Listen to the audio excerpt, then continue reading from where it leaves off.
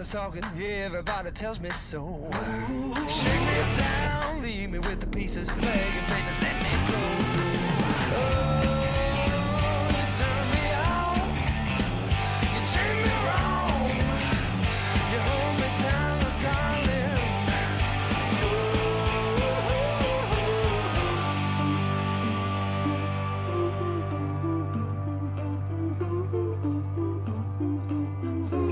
You got me down on the killing floor. Yeah, down on the killing floor.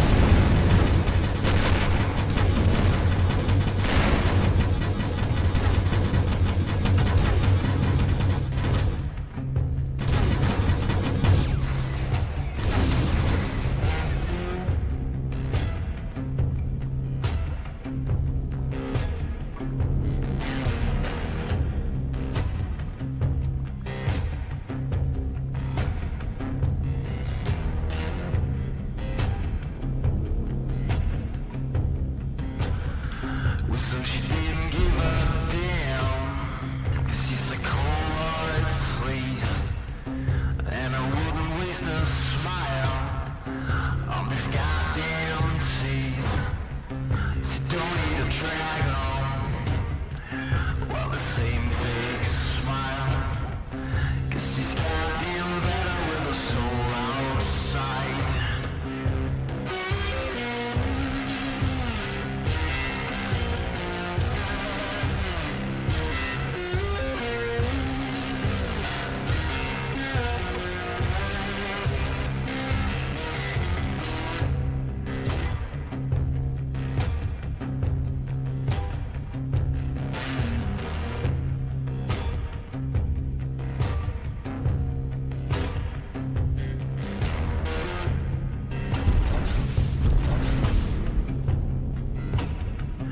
This manipulating smile on this goddamn tease, it's just another reconcile, 'cause she's a cold-hearted sleaze.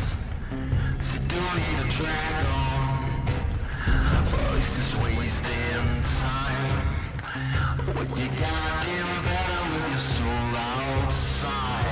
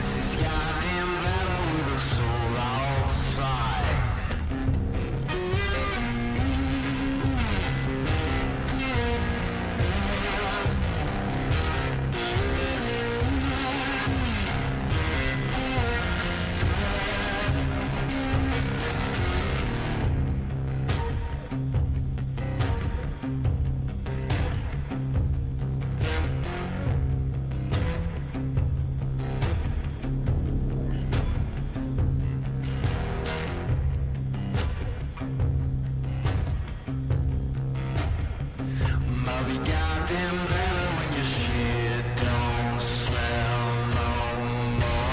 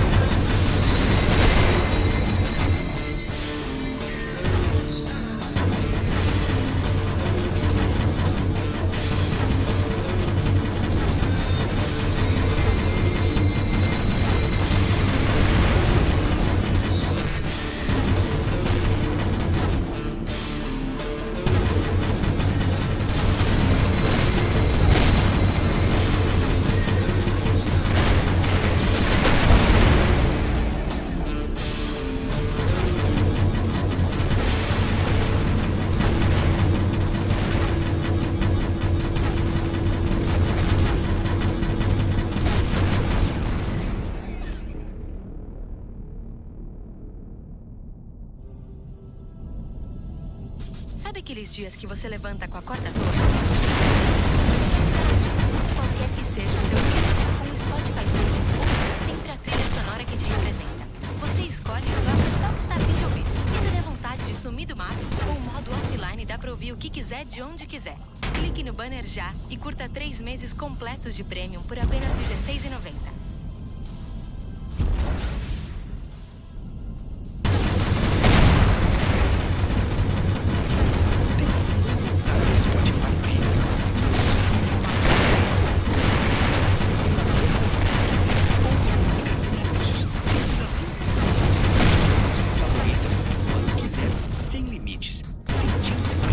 Toque no banner para saber mais.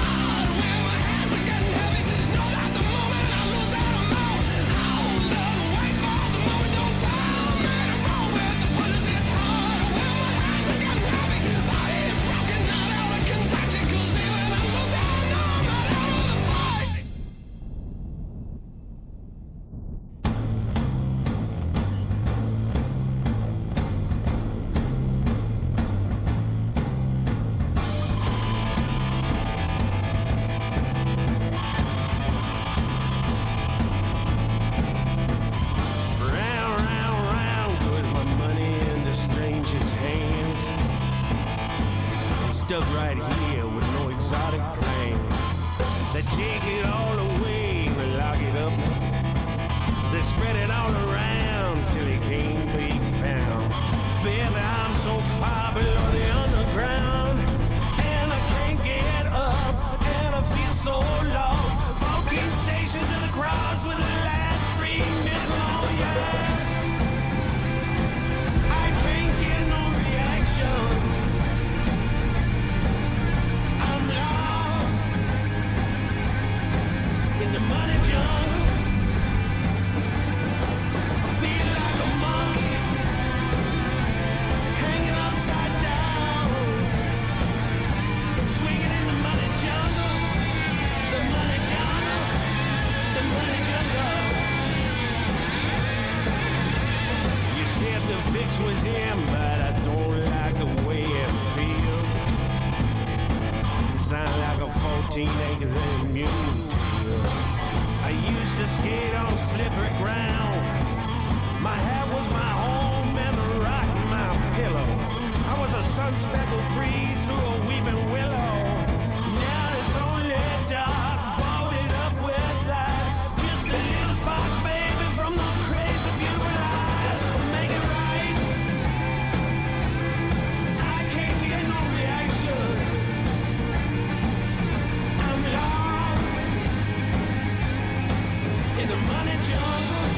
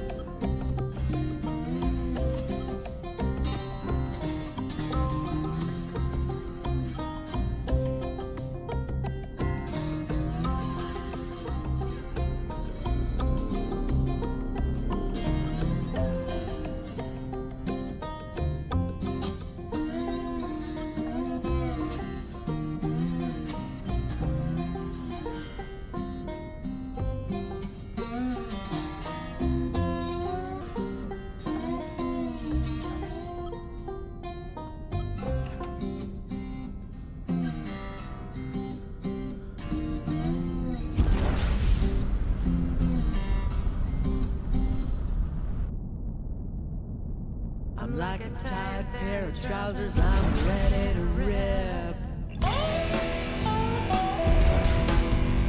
That's what Crazy Eddie said to Louis the Lamb. It's Friday night, I got a wall of $20 bills.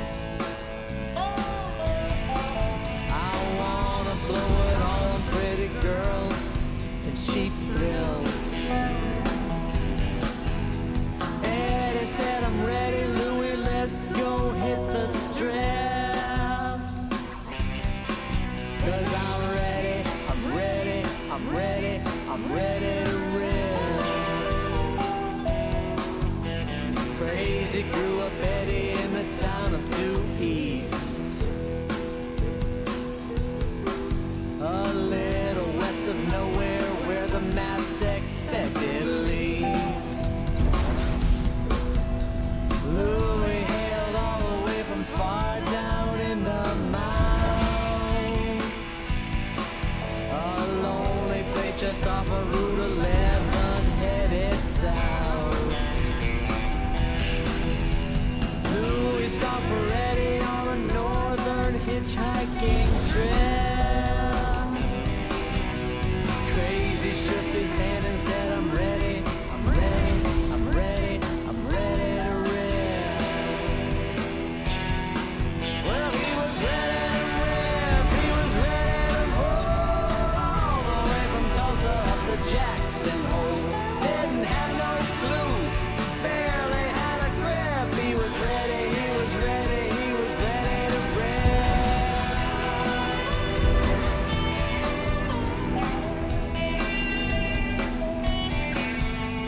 Louis met two girls and started buying lots of booze. Things were going great until he showed them his tattoo. Eddie said, you really dropped the meat into the dirt. Pick it up and dust it off, now go put on your shirt. That's when Louis learned that he was smarter than a whip. And he was ready, ready, ready, ready to rip.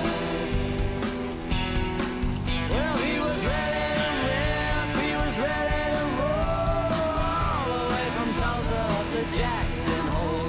Didn't have no clue, barely had a grip. He was ready, he was ready, he was ready to rip.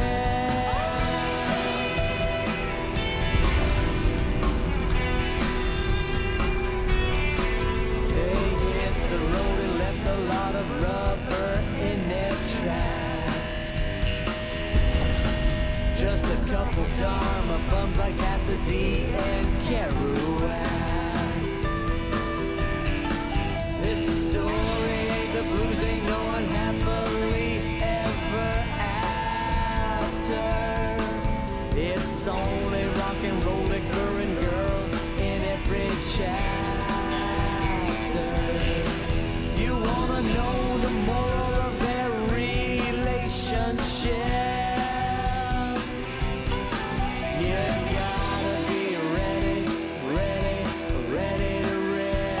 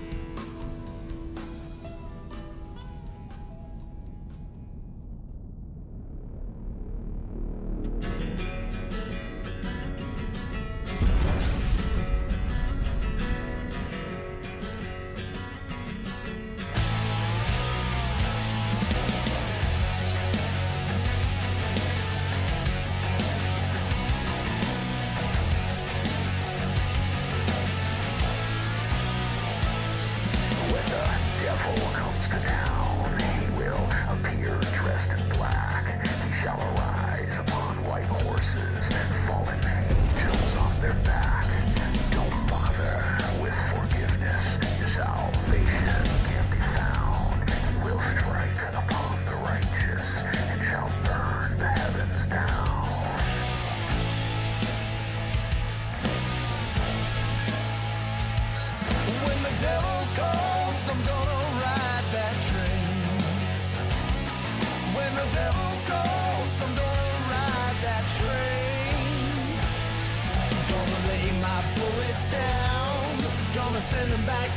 grave. When the devil calls, you better hide, 'cause hell's coming down these bloody rails.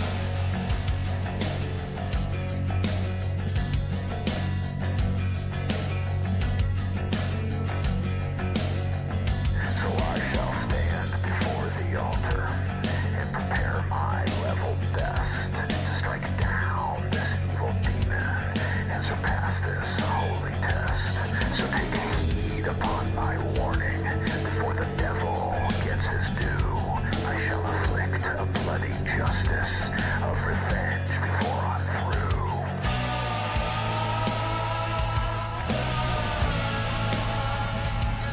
When the devil calls, I'm gonna ride that train.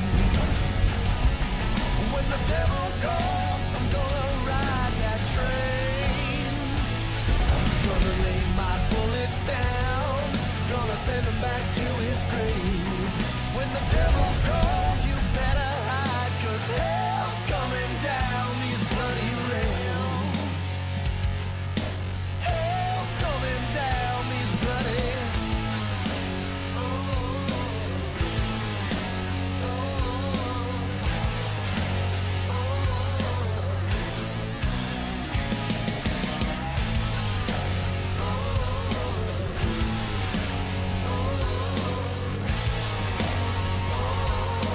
Hell's coming down.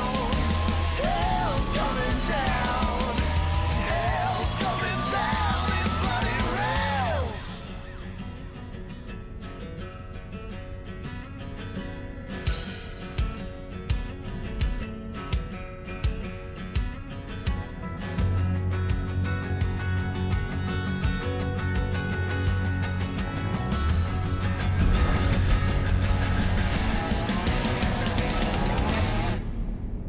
When the devil calls, I'm gonna ride that train. When the devil calls, I'm gonna ride that train. Gonna lay my bullets down, gonna send him back to his grave. When the devil calls, you better hide, 'cause hell's coming down. Hell's coming down. Hell's coming down these bloody rails.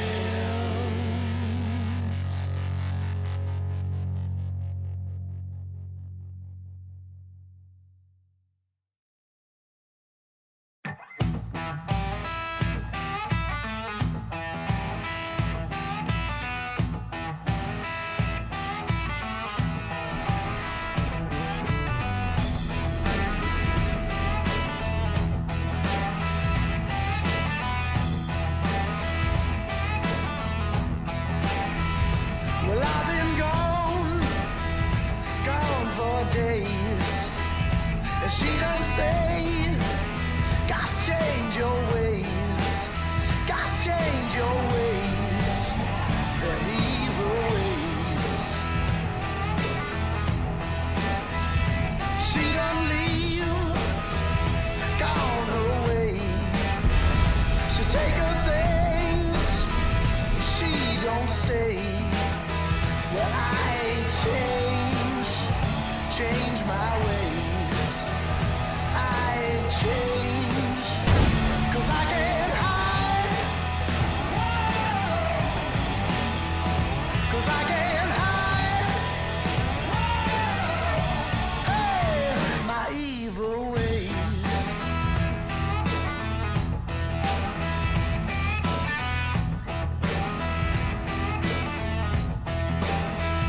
So I done go cross that way to win her back, to make her stay, change my ways, my evil ways.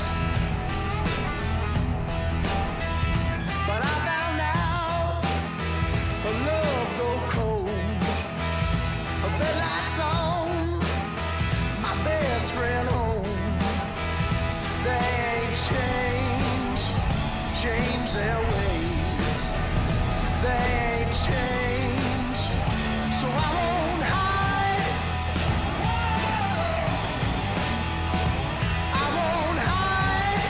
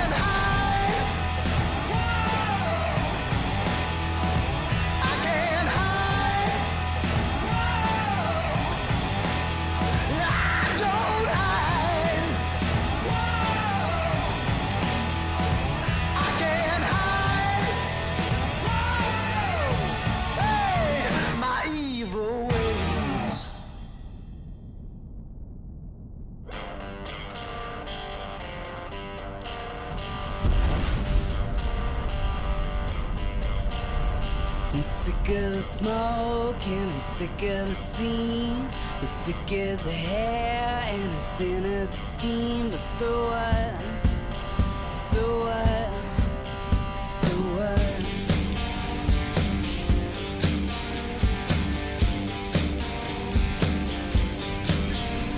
I'm sick of the nightmares, I'm sick of the dreams. As thin as the river and as thick as the stream. But so what? So what? So what?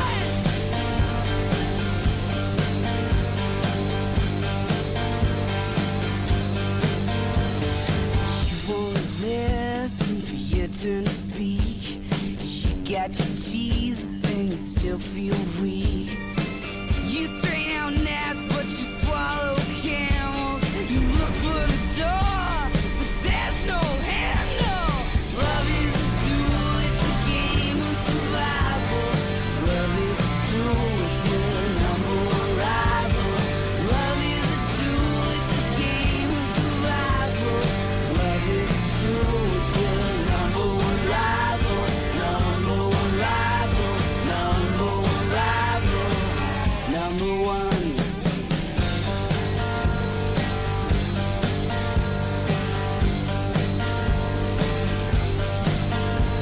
She looks so good in that clawfoot toe. She looked so good, she almost fell in love. She tempted me out on the roof. She knew she did, but she wanted proof.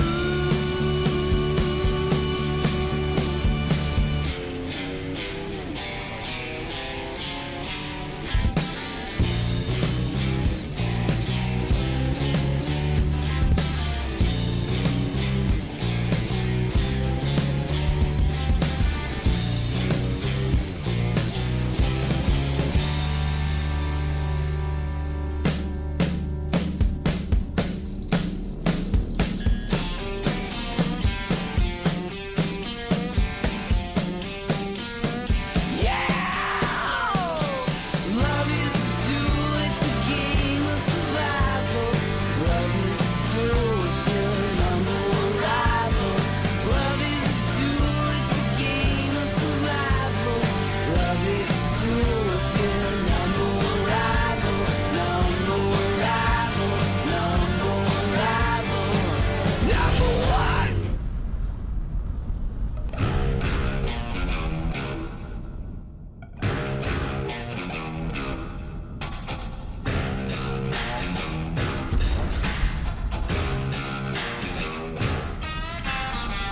When I got to Memphis to put my old baby down, despair was all around. What I found. So I called me the sheriff. I said, bring my wife the gun. But please, don't let her hurt me now. That girl is just having fun. He said, I can't take you to heaven. I can't save your soul. I can't promise forever. Hey, yeah, save my soul. Hey, now, whoa, save my soul. Yeah, my. Got my heart in your hand. I can't feel my soul.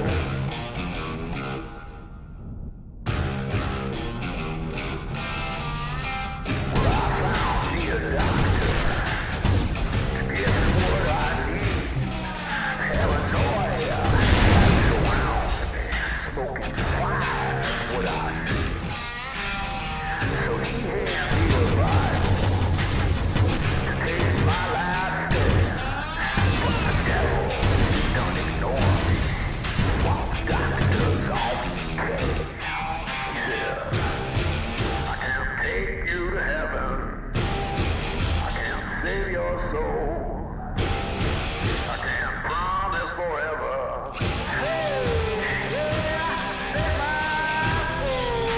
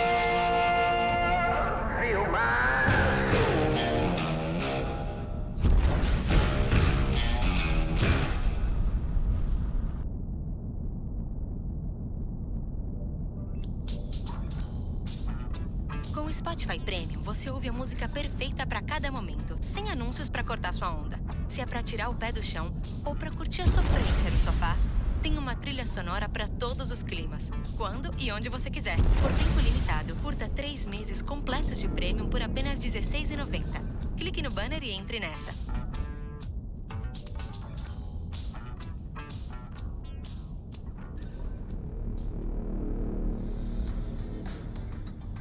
Ouvir música na ordem aleatória tem suas vantagens. Cada hit é uma surpresa e você ainda mostra que pode arrasar em qualquer ritmo. Mas e quando a ocasião pede uma trilha bem pensada? Se o momento exige uma música perfeita, a solução é o Spotify Premium. Com o Premium, você dá uma pausa no aleatório e põe pra tocar o que quiser. Toque no banner pra saber mais.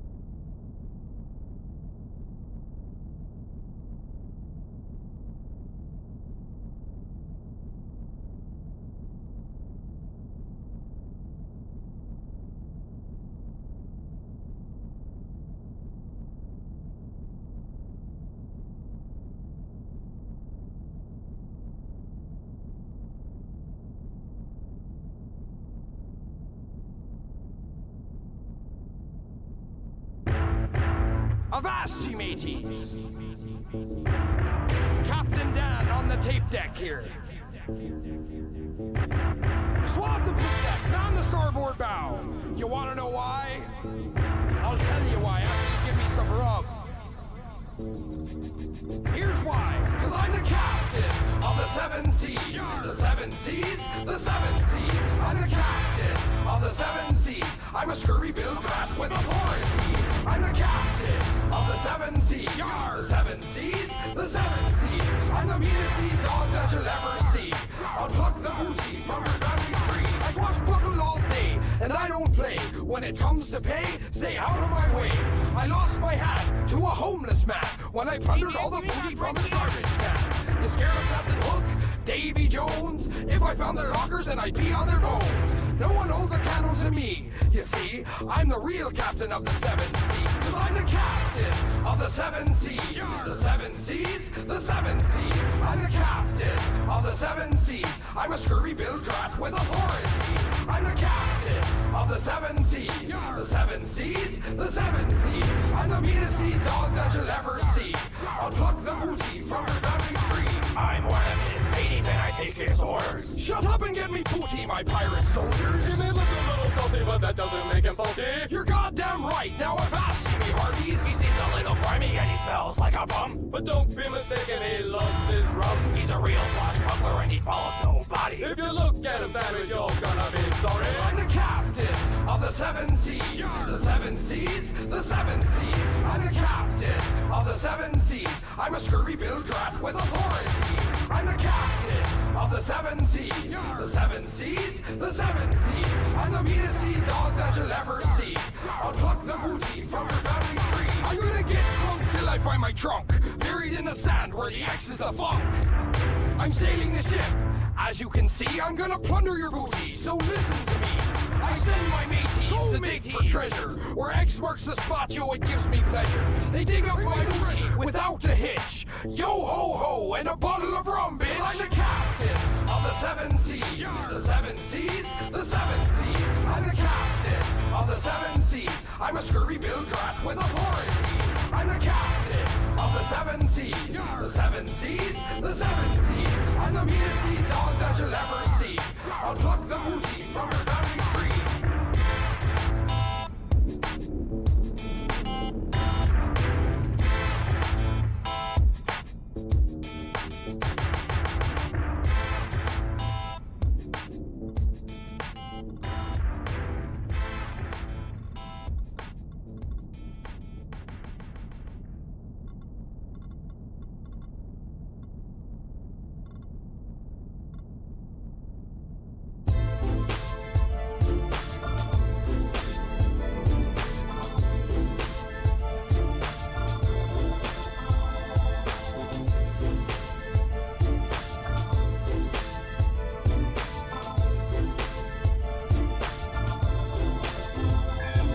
Sipping on rum down in old Havana, relaxing, just kicking it under the cabana. When this old man walks up, scurvy as can be, taps me on the shoulder and he points to the sea.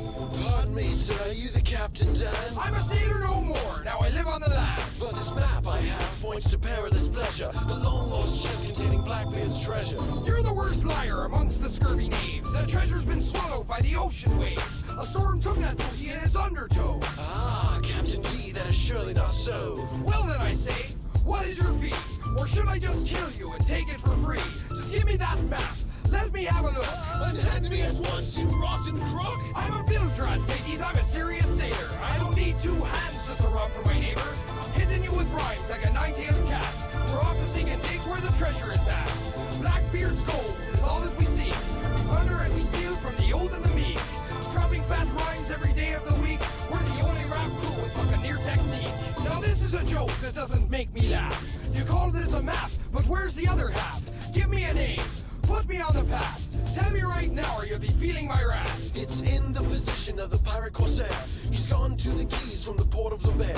His ship's been wounded and is headed for repair. If you set sail now, you'll catch him unaware. So we find Corsair and his wounded galleon. Strike your colors so we can board your rapscallion. His flags go down, cause he knows he's outgunned. So on to his ship and we begin with the fun. Give me the map, I scream at Corsair, put my gun to his nose and wave my hook in the air. Never, you dog, that's enough with his pranks. So we tie him up in knots and make him walk the plank. Blackbeard's gold is all that we seek. We plunder and we steal from the old and the meek. Dropping fat rhymes every day of the week. We're the only rap crew with Buccaneer technique.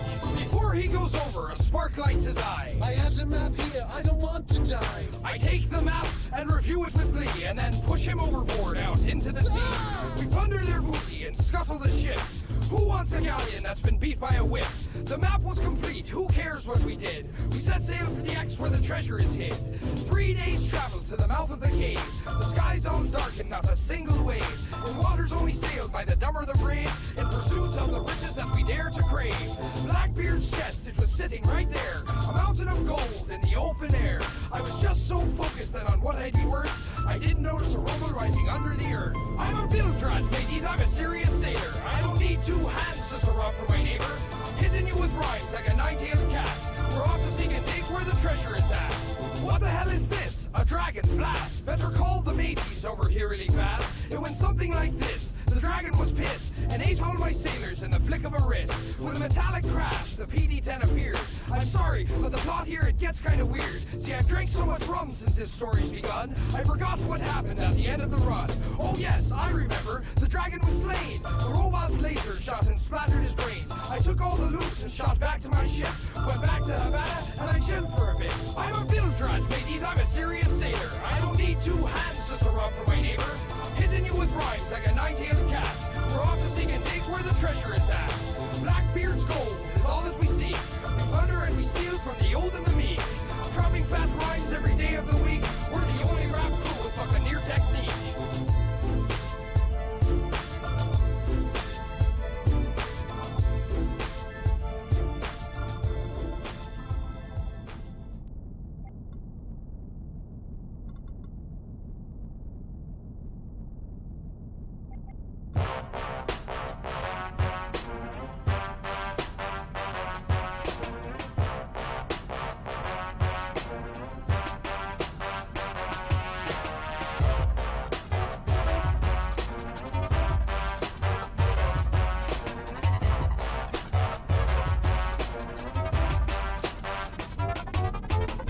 My cannon's always loaded, making all your shit exploded. Little clap, stop nothing on my boom, boom.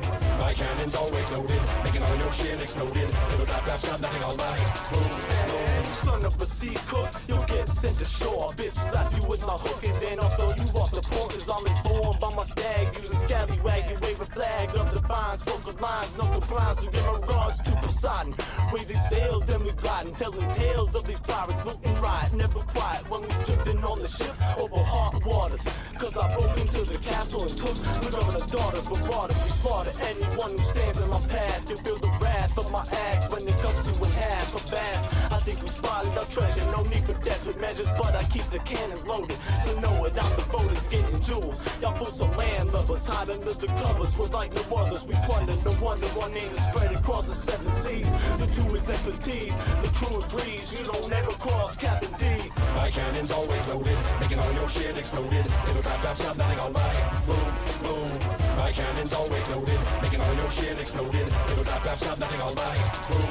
I've got my cannons loaded, blowing open holes in your soldiers, while I peg-legged parents resting up on my shoulder. No one's colder than this black-hearted pirate, seeking women, gold, and rum wherever I can acquire it. Fire at will, with the intent to kill. The smell of gunpowder, yo, it gives me thrills. So here's the deal, we're some high-patch wearing killers, coming running through your villas, raping hoes, killing foes. I got survey and it shows, just like Davy Jones with skulls and crossbones, leaving ashes in our wake. We take whatever catches my one eye. I'm not shy, it's time you die, or give me the king's weight in reply. In gold treasures or hats with feathers, even his daughter's pleasures, choose whichever. And you better do it quick, you goss until the candle burns out of his wick. What's your pick? It's just in the nick of time before I blast you with my cannon. My cannon's always loaded, making all your shit exploded. Little clap, stop nothing on my boom, boom. My cannon's always loaded, making all your shit exploded. Little clap, stop nothing on my boom, boom. 6 feet 10 to tip, a whole crew holds the clip. It's got all the size of my balls and brings out walls. Sink the hulls of vessels, think it's an uneven score. You won't know what hit you till you wake up on the shore with no arms and no legs and no eyes. You're surprised that your ship sinks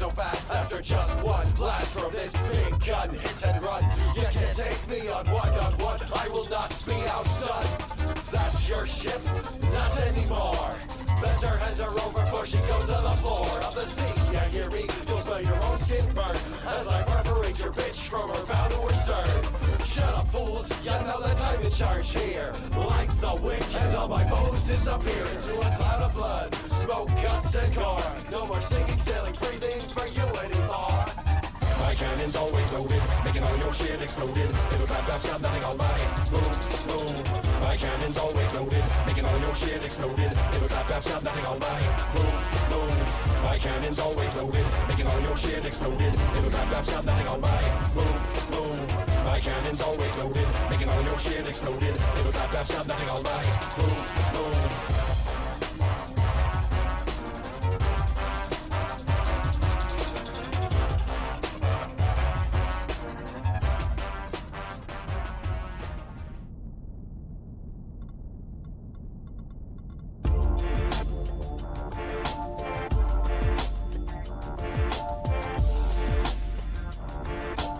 Ahoy, me swarthies! Sitting on beach corners, slanging to those porties. There's a scam on this sea. We'll get to it shortly. But if you want to know the game, then here's the story. Let me tell you about the weeds you won't find on the land. I can never find enough just to meet my demand. In the San Modelo Island, it's completely banned. If you need it, then I got it. Only cash in hand. It's a Caribbean chronic. It's super hydroponic. It will leave you catatonic. It smells of the bubonic.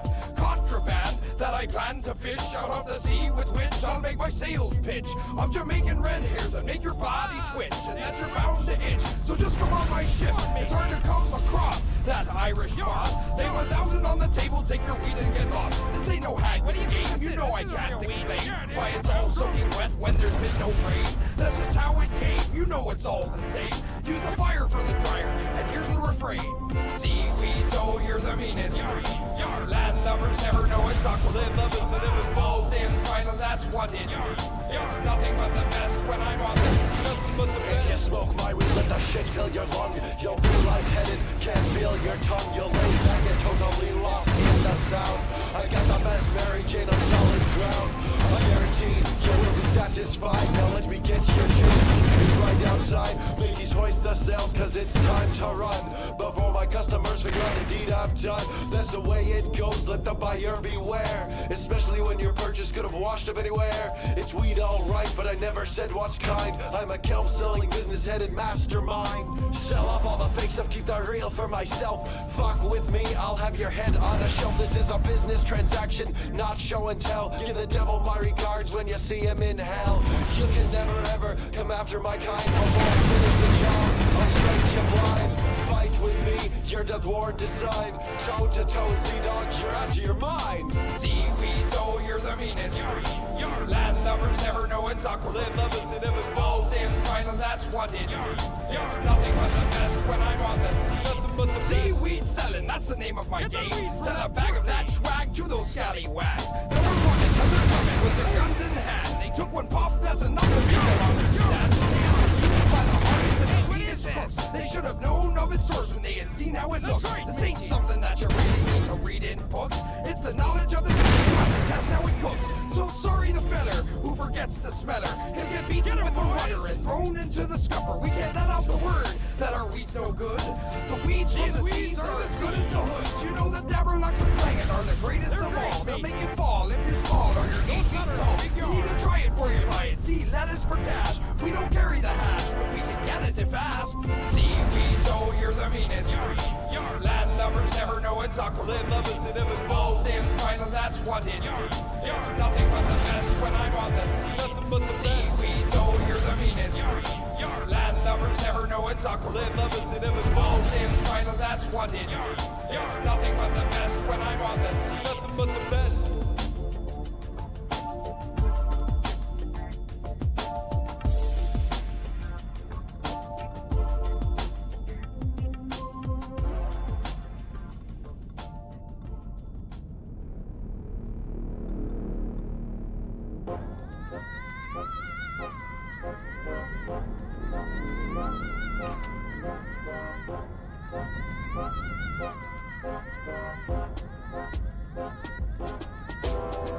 This one goes out to all my seamen whose love lives have left them a dreaming of the sallies of the glorious shores. As some people would say, the whores. Let's go round the corner, Sally, for your services in the alley. You can admire my treasures while I steal at your nethers. The sallies we say, out on the sea when we're away. Oh, they'll cost us our booty, but they'll keep us at bay. Yo ho ho! That's how your story goes. The plots of your land hoes to steal all our gold, all our chests being sold to fill your cargo hold. You look so fine for just a dime, so how much time do we have for the crime? Sallies of the seven seas, they're always getting on down their knees. The sallies of the seven seas, the greediest bunch in the Caribbean. Round the corner Sally show, we're always keeping tallies on the walls inside our galleys of the cost to have you hold. Sallies are loverless, wearing their wedding dress, keeping off guard by the promise of faithfulness. Taken for granted, these wenches demanded we get on our ship and sail till we landed a mountain of gold. Or jewels to be sold, or that we disbanded until I commanded a fleet of the largest galleons imagined. Oh, you ho! Little do you know that while we've been sailing, I've been hitting it on the low. Everybody knows you never propose to a woman in the throes of her passion for your gold. The sallies of the seven seas, they're always getting on down their knees. The sallies of the seven seas, the greediest bunch in the Caribbean. Round the corner Sally show, we're always keeping in tallies on the walls inside our galleys of the cost to have you hold. How many times has a man rolled that dime on a wench with no substance, no blarney, no blime? Round the corner we'll go. Wait a minute, you ho! I can tell by the stench you probably clenched 100 seamen, you wench. Pearl necklace event.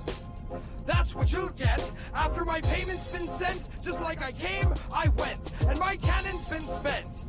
And I ain't no gent. How could you believe, how could you conceive that I would give you 10 pence? The sallies of the seven seas, they're always getting on down their knees. The sallies of the seven seas, the greediest bunch in the Caribbean. Round the corner Sally show, we're always keeping in tallies on the walls inside our galleys of the cost to have you hold.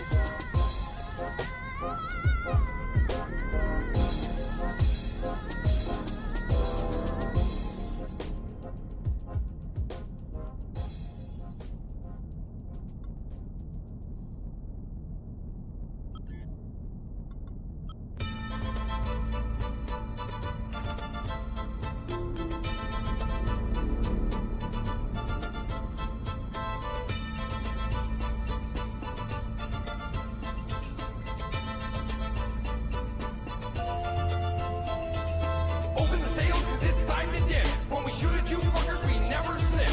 We coming round the block, aligning you in chop. I love musket balls and my flintlock lock. Open the sails, cause it's time to dip. When we shoot at you fuckers, yeah, we never slip. We coming round the block, aligning you in chop. I love musket balls and my flintlock lock. The wheel lock, snap hands are all the same. But the flintlock lock will set your party aflame. It's got the longest range so that I can claim your loot and to boot up, put your barrel to shame. I like to cause a fuss with my blunderbuss. If you stare at me, you're gonna get the third degree. I don't fear that rusty rifle that you're pointing at me. My condition comes from the lack of vitamin C. Cause I be the motherfucking Captain D. I'm doing all the deeds, causing ships to flee. I've got the illest behavior, the sickest flavor. This Jolly Roger sailor means that I ain't no savior. Got a hook for a hand, then you can understand. We were playing the game before the game was planned. If you're from the land or under my command, fear me or be buried under the sand. Open the sails, cause it's time to dip. When we shoot at you fuckers, we never slip. We coming around the block, aligning you in chop. I love musket balls and my flintlock lock. Open the sails, cause it's time to dip. When we shoot at you fuckers, yeah, we never slip. We coming around the block, aligning you in chop. I love musket balls and my flintlock lock.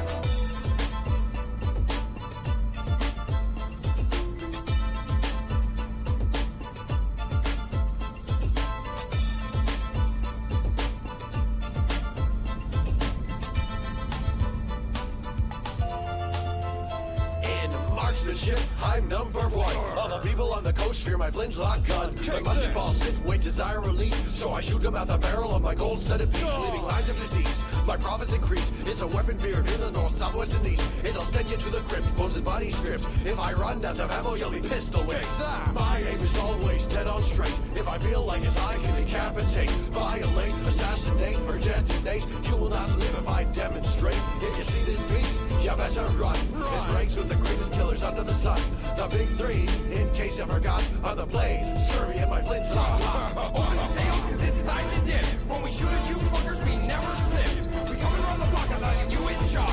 I love musket balls and my flintlock lock. Open the sails, cause it's time to dip. When we shoot at you fuckers, yeah, we never slip. We coming around the block, aligning you in chop. I love musket balls and my flintlock lock. My enemies, they become shark bait. Take their freight, all their pieces of bait. If you see me, it's already checkmate. No one compares to the chaos I create. Be a galleon or be a frigate. I cruise the sea, sail the strait. I'm irate with a style you can't duplicate. A top pirate candidate, not afraid to amputate. Great greed I orchestrate until I saturate my treasure chest. You know that I'm the best. Got gold that piques my interest. From Portugal to the Key West, my presence is a source of much unrest. And I'm on a quest to invest my musket ball directly into your chest. Open the sails, cause it's time to dip. When we shoot at you fuckers, we never slip. We coming around the block, aligning you in chop. I love musket balls and my flintlock. Open the sails, cause it's time to dip. When we shoot at you fuckers, we never slip. We coming around the block, aligning you in chop. I love musket balls and my flintlock.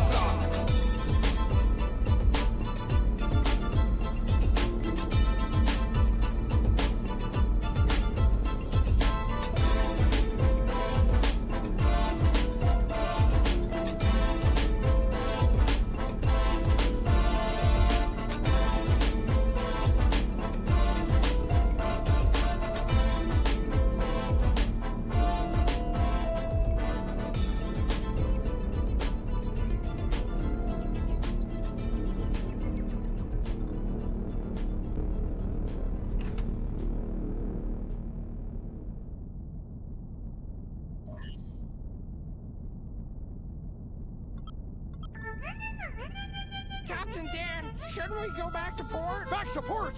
Who do you think is running this ship, you scurvy sea dog? Well, we've been sailing for over 10,000 days. Come over here and I'll kill you on the spot. When you're on the high seas and your crew throws a fit to head for the shores, what you gonna do? Said when there's mutiny aboard and your crew draws their swords, they say they wanna quit, but they can't do shit. I'm a real pirate, y'all foe, y'all foe. I'm a real pirate, y'all foe, y'all foe. I'm gonna kill you with my shank, or make you walk the plank, or cut off your hand, as a reprimand. It was 50 years ago they tried to steal my show. I'll never know how many lashes on their back I disposed. All the rum had been depleted, the whole crew was cheated. The shares of their weird sad state of affairs. They didn't really take kindly, just followed me blindly. They all ganged up just to settle it finally. How many months had it been since we'd seen our kid? I don't care, you landlubbers, don't get under my skin. Never will love her, just united as your mother. She's a whale set sail on the back of her rudder. Can we get her journey home alive and cover the stones? Lead to the treasure map of Davy Jones. If it's so easy to defeat me, then come on, try to beat me. Hit you in the face with my cannon or mace. You're a true disgrace and you're out of your place. This ship is a ship that nobody takes. When you're on the high seas and your crew throws a fit to head for the shores, what you gonna do? Said when there's mutiny aboard and your crew draws their swords, they say they wanna quit, but they can't do shit. So you haven't fed your crew for 100 days. Kept them killing, even on the holiday. Sail your ship through the middle of a hurricane. So fewer men remain alive to complain if you catch the slightest whiff of mutiny in the air. Cause the crew is a starving or wants a fair share. You've got to show them who's boss before it's opportune for them to stab you, drown you, or leave you marooned. When you're on the high seas and your crew throws a fit to head for the shores, what you gonna do? Said when there's mutiny aboard and your crew draws their swords, they say they wanna quit, but they can't do shit. I'm a real pirate, y'all foe, y'all foe. I'm a real pirate, y'all foe, y'all foe. I'm gonna kill you with my shank, or make you walk the plank, or cut off your hand as a reprimand.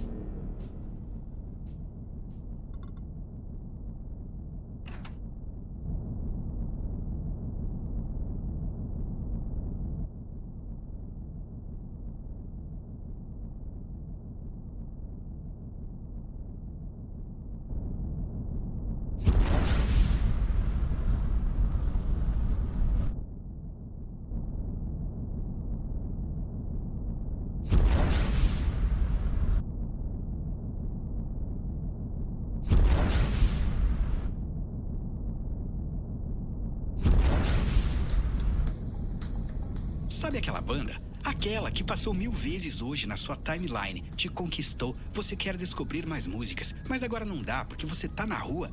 Tem um jeito de ouvir não importa onde, sem impedimentos. Com o modo offline do Spotify Premium, você explora seu gosto musical sem pensar na conta de dados, em qualquer lugar. Toque no banner para saber mais.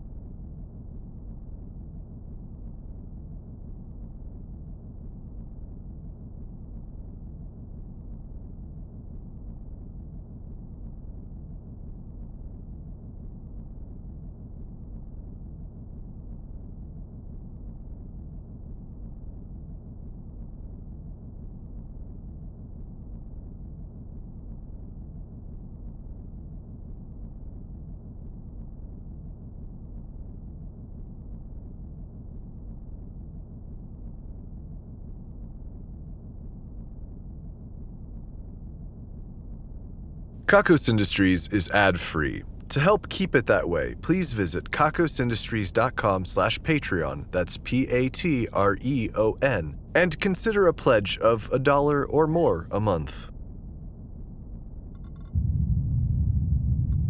What you are about to hear might leave you with a handful of jelly beans.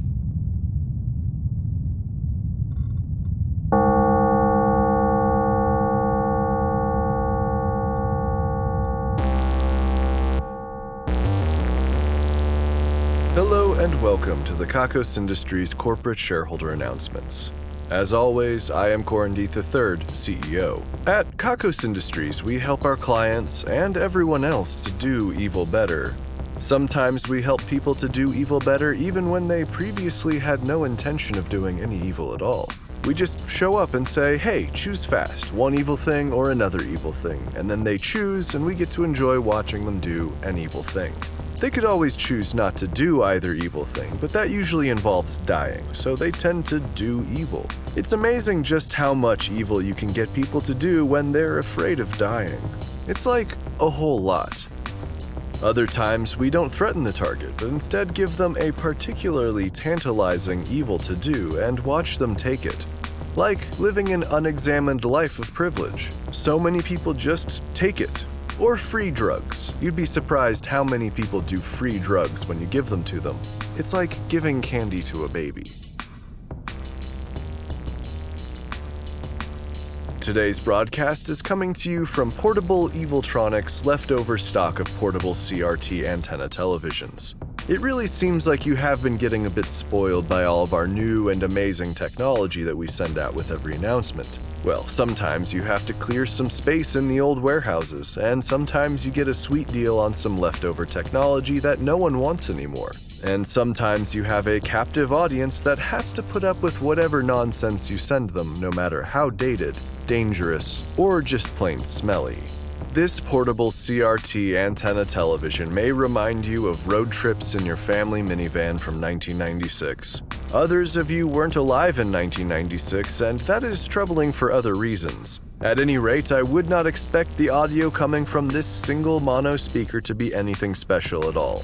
Then again, it didn't stop you from enjoying a Star Wars or two on glorious VHS tape. To be clear, shareholders, these are not my experiences, but what is actually written on the documentation in front of me. To add to the mediocre sound system, you should expect to hear a high-pitched whine the entire length of this broadcast. If your ears are sensitive enough. Now, you might be thinking, hey, this is a television. Where is that savory Deeth face I've been dying to stare at longingly as I let his deep, sonorous voice lull me into a state of complacent evil? Well, we just don't have a camera set up, and my hair is weird today, and I have the most irritating blemish, so instead we've decided to give you wonderful audio visualizers to look at. They might remind you of your first desktop computer in the late 90s that gave you something to look at while your poorly encoded MP3s played back. Again, if you were born. Reading from the spec sheet again, shareholders, seems like someone over at Portable Eviltronics really has it out for this new generation coming up.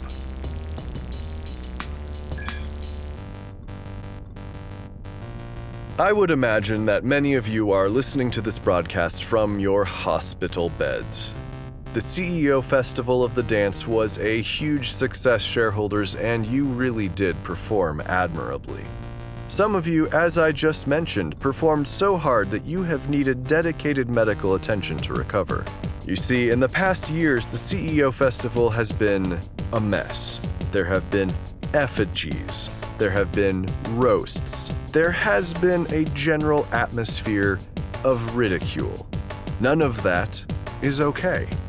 This is supposed to be a festival about me.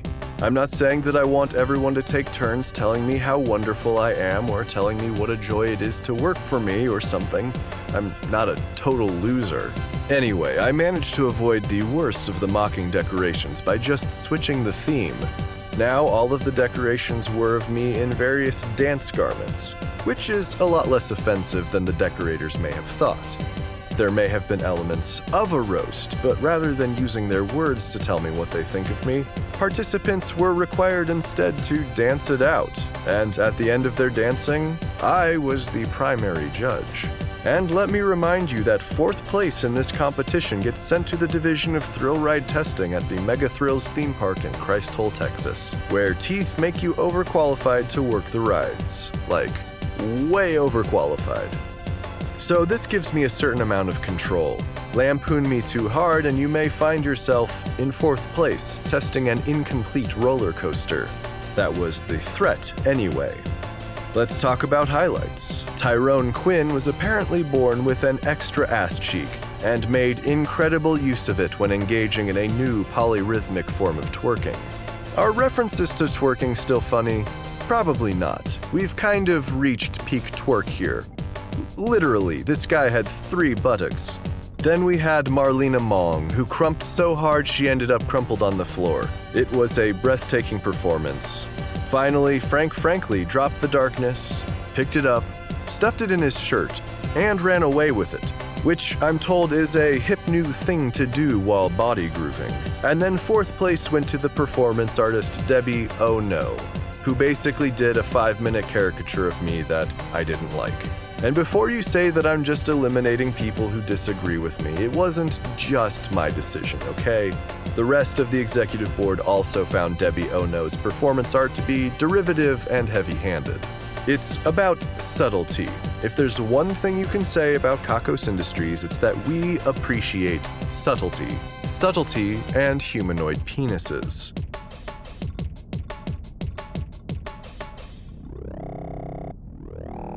Coming up, we have the Festival of Fertility and the Festival of Somnambulation. For obvious reasons, we will not be combining the two. That just doesn't seem fair. I am told that at this year's Festival of Fertility, we will be doing away with the number of GMO gene carriers that look like human men, and will instead have one giant humanoid member in the center of the room that will, at intervals throughout the night, just fire an unimaginable amount of human genetic material into the air and onto those visiting the event. Some of that will be used to bring about the next generation of particularly evil children, which will eventually find themselves at middle management positions here at Kakos Industries. I am told that, just like in previous years, this genetic donor is actually alive in a manner of speaking and will be ripe for feasting upon after the events are over. I'm a little grossed out too, don't worry. Now, some of you might be wondering what happened with Nipsey Luce's baby conceived with one of the 1,100 men last year. Well, we didn't say anything out of respect to Nipsey in her time of mourning, but she actually miscarried a few months after the event. It's an extremely common occurrence, as you might know. Sometimes pregnancies aren't divinely given by some sort of writer of the fates. Sometimes things don't work out. As you can understand, Nipsey will not be returning this year. In her place, we have not been able to find anyone yet to take on the excess of male gametes that are boiling over worldwide. But we do have a gym sock to share. That's something, right? The Festival of Somnambulation will occur. You will be there, unless you never sleep. But in that case, you've got your own problems. Shareholders, you might remember that in the last announcements, I referenced something called the Simulgasm. It was a moment where everyone at Kakos Industries and our shareholders at large experienced a simultaneous climax. And it happened during the celebration of self-love. We have a hard time leaving anything to the realm of metaphysics here at Kakos Industries, so we've been sciencing our asses off trying to find out an answer to this confusing event. An event, I will remind you, that I was not a part of. It seems that the cult of Oh-Ah have taken this as a signal that a new sexual messiah has arrived here on Earth to lead them to even greater heights of ecstasy. We've been keeping an eye on their activities. In other religious traditions, the search for the new Messiah would come down to children who were born at the same time as the previous messianic figure died. For the cult of Oh-Ah, they are instead looking for adults who had a particularly intense sexual awakening at the time of Bazizaz's death. I understand that they have narrowed this search down to a number of candidates, one of which I am not at all pleased to hear about. I'll get to that another time. Our best hypothesis from the science side of things is that the person sitting at the helm of the mind control experiments we're basically always running had a certain intensity of climax at their desk, causing them to lose control and move a number of knobs and sliders on the control board, which may have actually found a frequency that interacted with human sexuality in just the right way as to lead all of you to the simulgasm. Still no word on why it didn't affect me, if that is indeed the explanation. We'll get to the bottom of this. Now, shareholders, I am joined by Dirk Cornelius Sexplosion, who has been waiting patiently to tell me about a new project of his. Something about battle robots. Welcome back, Dirk. Thank you for having me, Corin. And thank you for forgiving my company for dry humping the fuck out of your building with an escaped robot. Forgive is a strong word. Tell me about your new project. Get this, Corin. giant humanoid robots that you can pilot. Yeah? For consumers, the most inexpensive model yet. All right, that sounds outstanding. I call it the Humongulous 88.3 Repeating. It's covered in the same human skin analog as our sex robots, and its facial expressions are estimated to be 77% not creepy. That's a high percentage of not creepiness, but it's not the battle robot that we talked about. It can fight, of course. It's just much better at emoting and expressing itself in 77% not creepy ways. The piece of paper I've got here says, welcome Dirk and talk to him about his new humanoid death robot. The robots can grow old and die. It accurately models humanoid death. Oh, fuck, Dirk. What are we supposed to do with that? Get in it and grow old. Then you get put in a home for old robots. Come on, man. It has to be evil somehow. Does it remind us how stupid and ineffectual we are? Does it reflect a basic inability to control our surroundings? Does it embarrass or intimidate us? I've been told it's very embarrassing.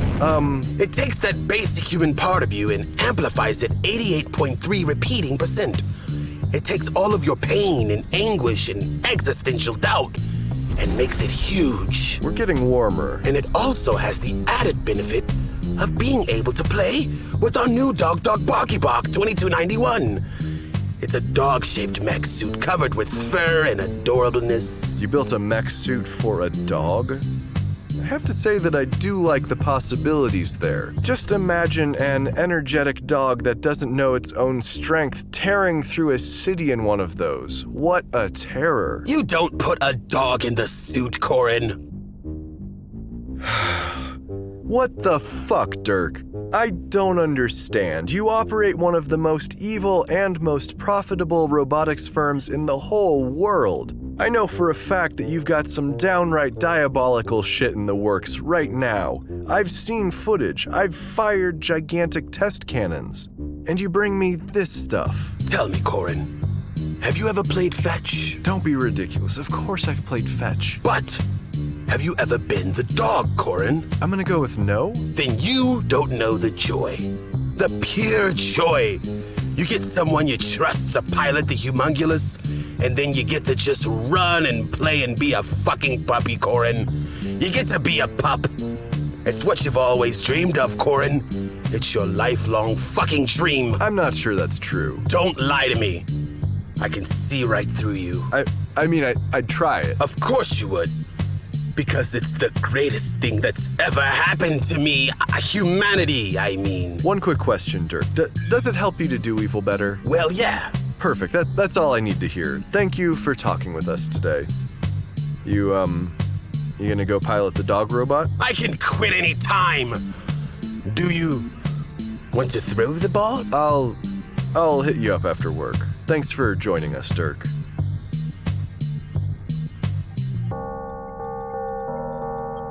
More pictures of Helga have been popping up all over the building, shareholders. It seems that the facial expression that she and Grace Rule have, that kind of neutral, maybe a little hungry, maybe a little disappointed face that they have, whatever it is exactly that they are, well, it works great for modeling, I guess. There's a poster of her in the studio here attached to the wall. I haven't been able to take it down. It's gonna be a problem.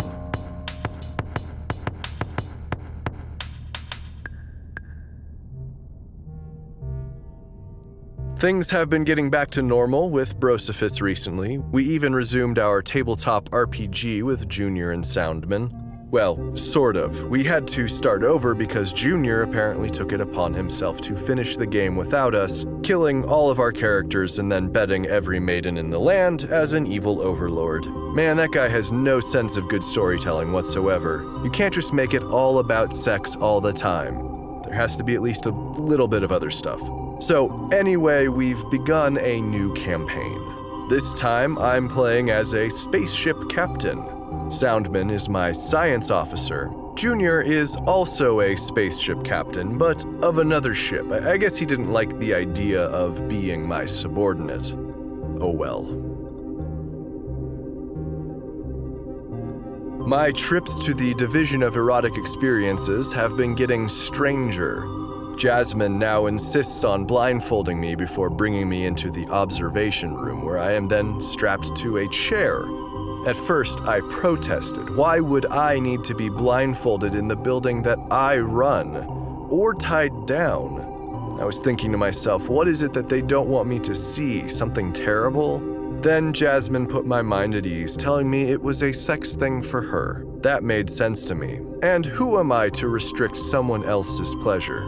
I do what I can. Though I will say that while I was strapped to the observation chair, I heard a sneeze that really sounded like Dr. Dunkelvissen sneezes. But I'm sure a lot of people sneeze like that.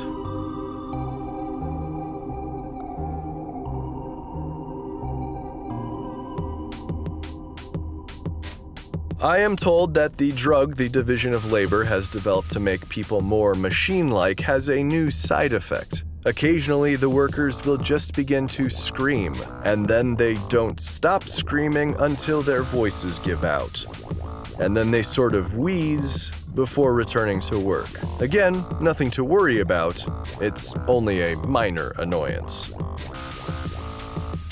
The next phase of Meredith Gorgoro's misery engine plan is coming along nicely. Now that she has the helots working through their anguish, which then powers a machine, she is capable of increasing their misery and increasing the output of the machine.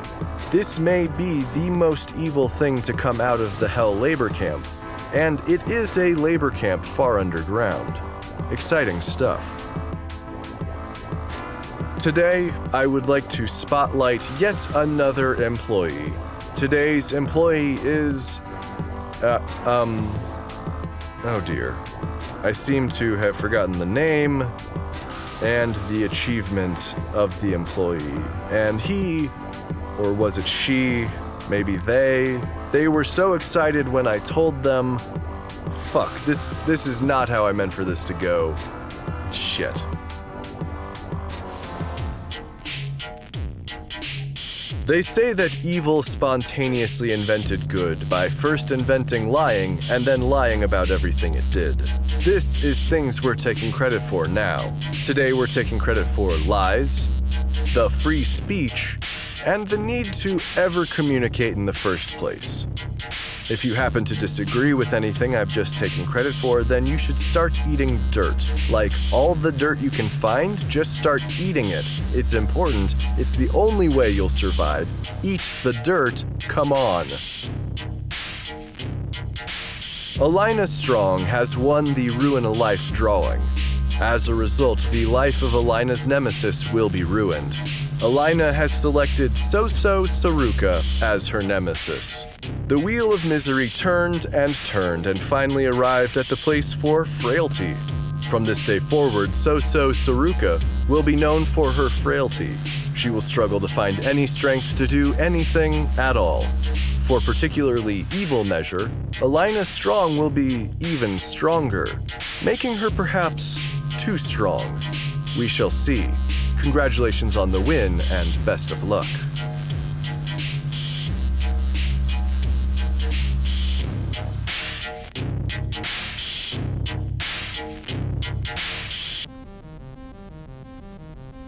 This brings us to the end of our broadcast. Did you just feel something, shareholders? No? Well, we're trying out some of those frequencies from the mind control experiment. We'll find that sweet spot again. It's out there, somewhere. Please destroy your portable televisions. You might find that they are somehow sturdier than you imagined. This technology always was, but it must be destroyed. The numbers are next. 27, 27, 27, 27, 28, 29, 1 million.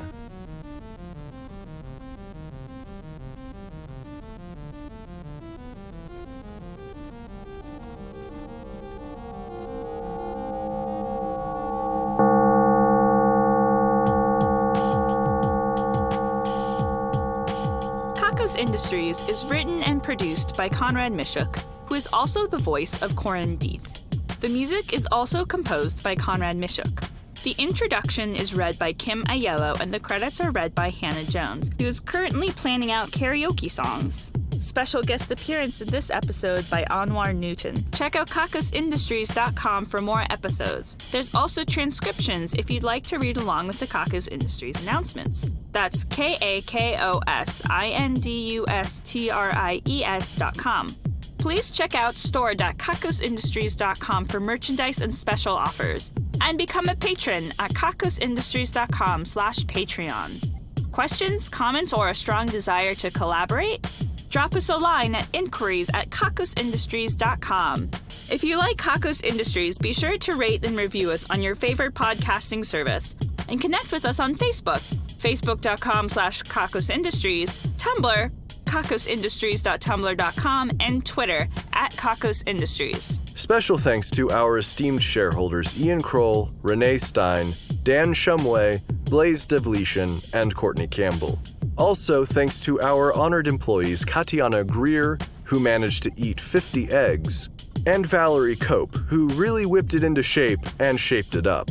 And thanks to our division heads, Brittany Garcia, head of the division of beanies, booties, and construction projects that are probably too large for yarn, Patrick Green, head of the division of oceanic microcryptozoology, Billy Davis, head of the division of splashing, and Lynn Herman, director of the division of increasingly improbable/fiction. The division of beanies, booties, and construction projects that are probably too large for yarn has finished their wall to keep the undead at bay, and have begun to knit some undead to test the wall.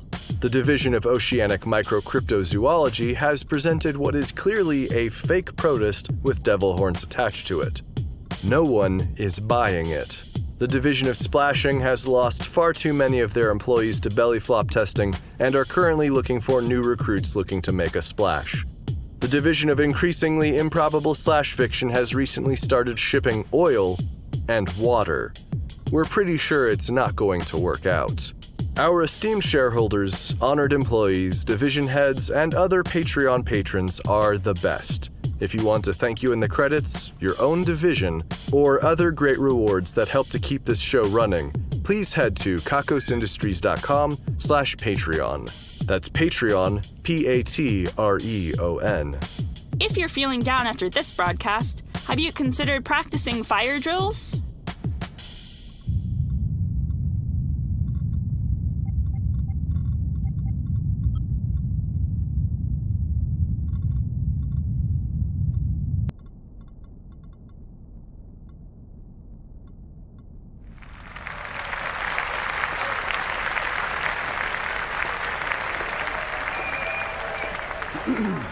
Shareholders, employees, members of the evil community at large, and yes, friends, we have gathered here today in the beautiful garden rotunda here at Kakos Industries to honor one among us who has truly gone above and beyond the call of duty. I am speaking, of course, of shareholder David Willoughby. So many of our shareholders here at Kakos Industries become shareholders by simply doing something evil. Some shareholders even view their status as shareholders as a burden. They become shareholders and then they do the bare minimum to get by. Show up at a few celebrations, do a little evil here and there. Very few shareholders find it within themselves to embrace the evil at the deepest levels and reinvest financially in our company here at Kakos Industries. David Willoughby is a visionary in the truest sense. Not only has he reinvested in evil, he has invested heavily in us here at Kakos Industries, allowing us to do many amazing things. Today, I would like to highlight one of those things. I am proud to announce the Kakos Industries' new Culinary Arts and Calibration Kitchen, or CAC for short. Thanks to David Willoughby and his selfless contributions to us here at Kakos Industries, we are able to open this facility that will both feed us here at Kakos Industries and also help us to make food even more evil. The CAC features many important divisions specializing in some of the finest food-based evil known to man. The division of pizza at CAC has recognized that for much of the world, pizza is a food group making up much of the human diet. For that reason, they are investing David's resources into new ways to make pizza evil. So far, they've created a new topping that, for whatever reason, seems universally appealing when the pizza is ordered, but becomes entirely unappetizing as soon as it crosses the threshold of your home. We're calling this topping the Wanchovy. I am told that they are developing further toppings that make pizza feel like nothing at all in your stomach, allowing the consumer to ingest several pizzas without feeling the least bit satisfied. They are also introducing a pizza that endlessly produces oil, so that friends of yours that use a paper towel to dab their pizza will never actually begin to eat the pizza. The CAC also has a division dedicated to taco science. They have recently developed the Endless Taco, which is a taco that uses the physical laws of attraction to steal the bite from your mouth and reform before you can swallow. I am told that it is incredibly frustrating, though delicious. They have also developed the Canned Taco, a tube of meat and filling surrounded by a cylindrical hard-corn shell. It's good in an emergency, but it will fill you with existential dread at all other times. Then there is the Throwing Taco. It is both delicious and deadly depending on the scenario. Exciting stuff. The division in charge of hamburgers has mainly focused on making hamburgers that are the least amount of actual matter possible. Like it's a full-sized hamburger, but just kind of airy. It's interesting. We'll figure out the evil eventually. The division of desserts at CAC has invented hard-serve ice cream that rattles and thunks its way out of both the machine that serves it and you later after you have consumed it.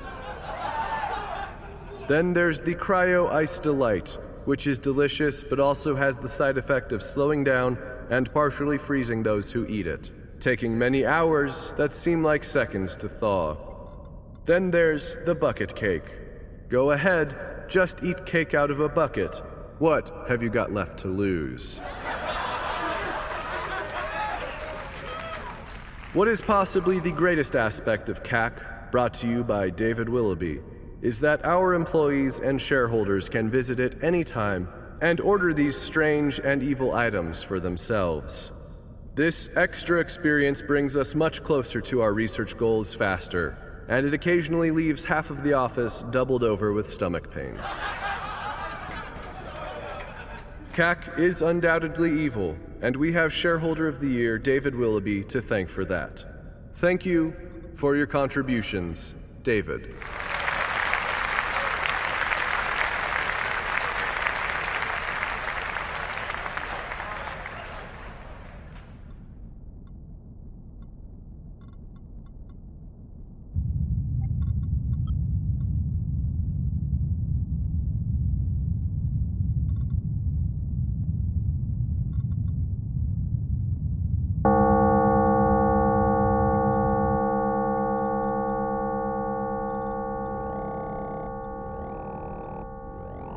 Hello and welcome to the Kakos Industries Shareholders Brawl special. And what a shareholders brawl it was.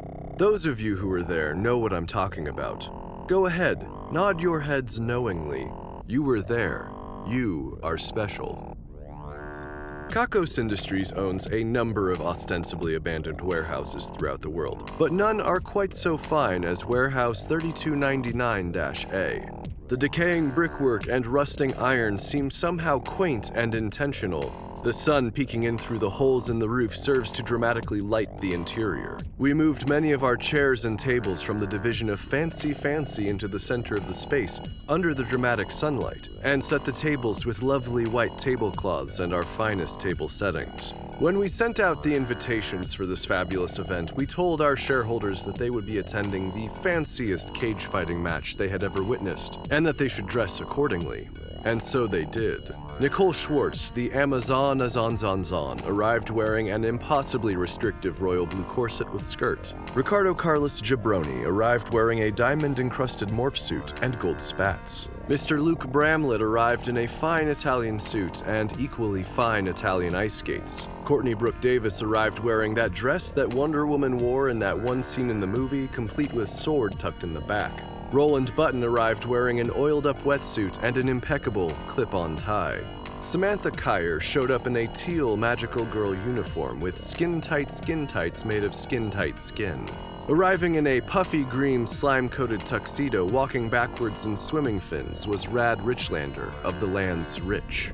Callie Tomlinson showed up in a summery floral print summer dress, which she assured all of us was the only thing she was wearing, except the weapons. Lurgan, Destroyer of Kittens, arrived in the contradiction that is a matte, blacker-than-black black unitard that somehow sparkled and reflected light, occasionally blinding onlookers. Ms. Lucille Farrell showed up in a black sequin gown just covered in fucking knives. Her shoes were knives, her jewelry was knives.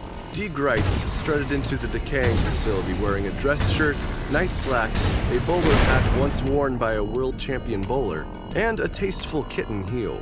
Rolling into the room in a ball gown with spikes and things, I guess, whatever, was Jalen Starr, named after the J-Lin constellation. The amazing Mr. Silverfolks arrived wrapped in both leather and chainmail in a way that vaguely resembled garments. Sofer Teth swaggered into the warehouse in a Cruelty Extra silken gladiator diaper and the dapperest balaclava. Richard Carr pulled in wearing full-on steampunk. Full-on steampunk. Gears and shit everywhere. Ruby, Queen of the Wasteland, uncontested 4 years running, arrived sweaty in a not-at-all-breathable red vinyl gown and elbow-length gloves. Leslie Hamilton, Princess of Destruction and Fairies, arrived in Cinderella cosplay, but like a Cinderella that could fuck you up.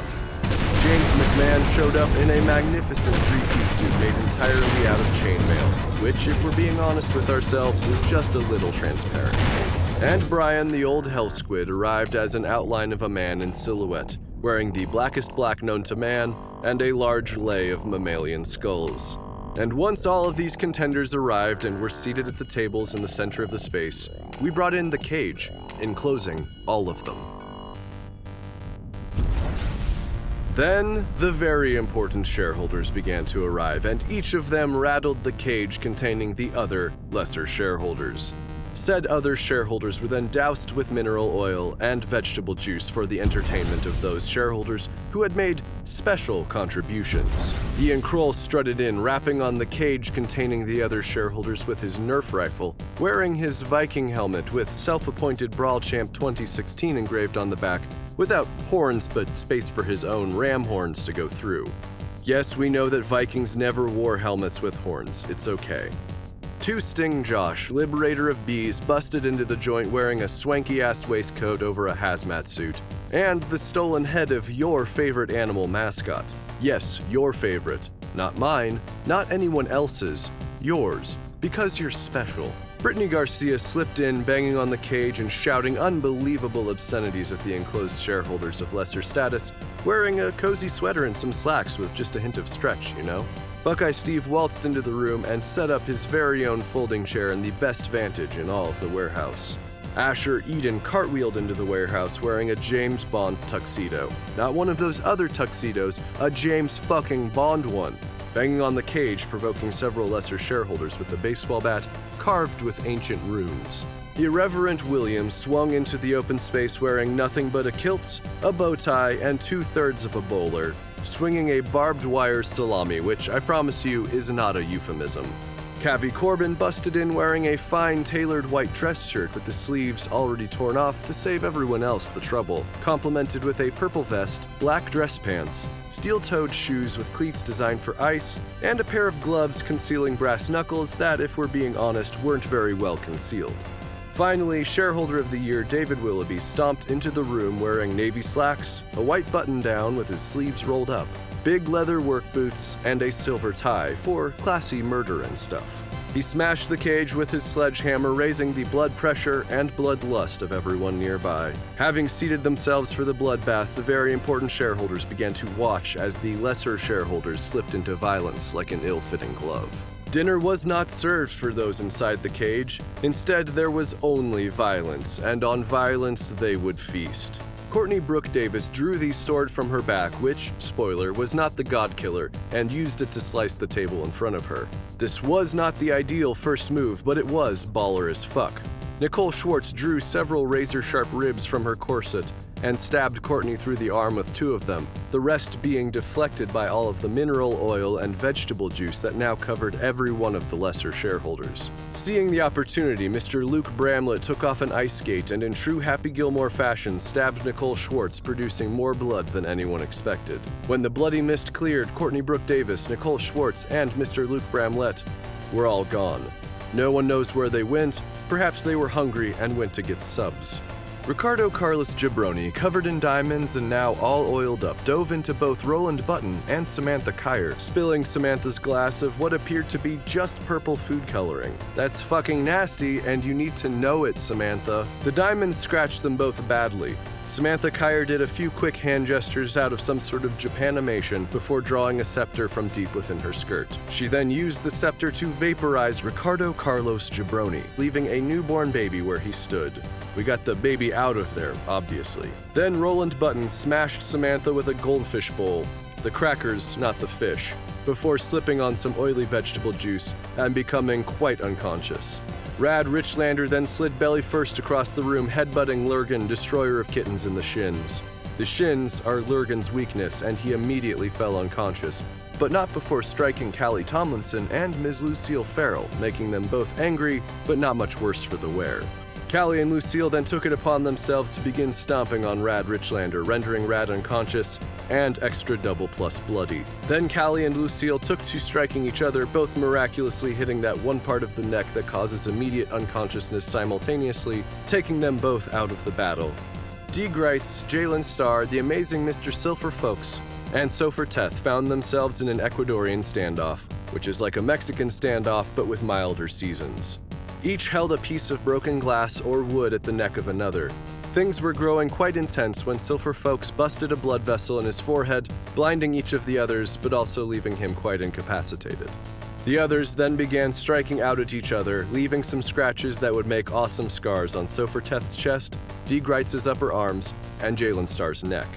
The amount of blood now mixing with the vegetable juice and mineral oil made for an especially slippery floor, causing all 3 to suddenly hit their heads together, leaving them bleeding and unresponsive on the ground. Richard Carr, Ruby Queen of the Wasteland, and Leslie Hamilton, Princess of Destruction and Fairies, began to climb on the cage, swatting at each other. They each got a couple of great bites in on the others before the very important shareholders began to strike at their hands from the other side, sending them down to the ground. Unlike in video games, if you fall from really high onto your shoulders, it hurts like hell and then you don't get up for a while, leaving each of them down. Each got some sweet last words for the brawl, though. Richard shouted "balls" as loud as he could. Ruby shouted, "This isn't the wasteland, I guess." And Leslie shouted, "Well, okay then." Brian the Old Hell Squid and James McMahon found themselves to be the last 2 competitors, but not because they were hiding or anything, they were just waiting for the right moment. They began to circle in the center of the room, waiting for any sign of weakness from the other. Then a few bottles thrown from the very important shareholder section knocked them both face first in the muck, out of nowhere. Unsportsmanlike perhaps, but there are no rules here. The entertainment having wrapped itself up neatly, the very important shareholders then found themselves with an unsatisfied bloodlust remaining in their hearts. Buckeye Steve gently folded up his chair before raising it overhead and smashing it into Ian Kroll's horns, where it was impaled and stuck, perhaps permanently. Ian tried to fight free of it, but the weight of the chair was too much, leaving him dragging his head behind him. He managed to give it one good swing from the neck, knocking Buckeye Steve out and thoroughly fucking up his own neck for some time to come. Seeing an opportunity, Brittany Garcia slammed her elbow into Ian's exposed stomach region, causing him to lose every bit of rum, coke, and gasoline that he had just consumed. Brittany cackled with glee, striking a taunting pose. Two Sting Josh, liberator of bees, then used an industrial staple gun to place 13 staples into Brittany's flesh. This wasn't quite as incapacitating as Two Sting Josh may have thought, but did fill her with enough confusion to just walk out of the building and give up entirely. Two Sting watched her leave, only to be smashed in the head by Asher Eden's baseball bat. This scene was made more upsetting by the inclusion of a fox ear headband on Asher's dome. Then Two Sting Josh liberated the bees kept within his hazmat suit before passing out. The bees swarmed Asher Eden, causing Asher to run into Irreverent Williams' barbed wire wrapped salami, which is still not a euphemism, which is probably the only time that weapon will do any meaningful damage, except for this time I'm about to mention. The barbed wire salami flew from Irreverent William's hands and lodged itself into the back of David Willoughby. David screamed out and began swinging his sledgehammer blindly. Having lost his salami, Irreverent William decided to take a nap in the corner, giving up on the fight because without a salami, what's the damn point?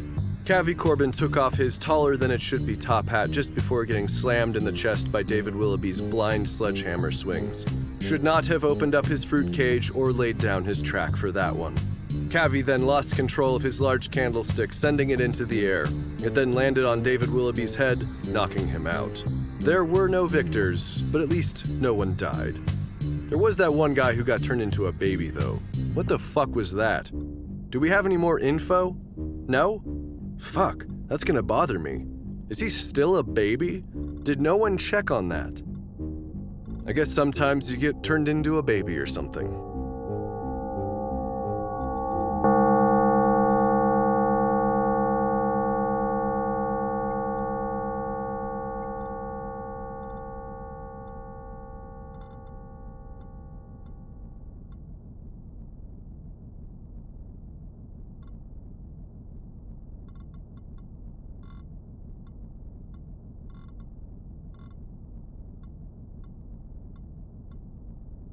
Kakos Industries is ad-free. To help keep it that way, please visit kakosindustries.com/Patreon, that's Patreon, and consider a pledge of $1 or more a month.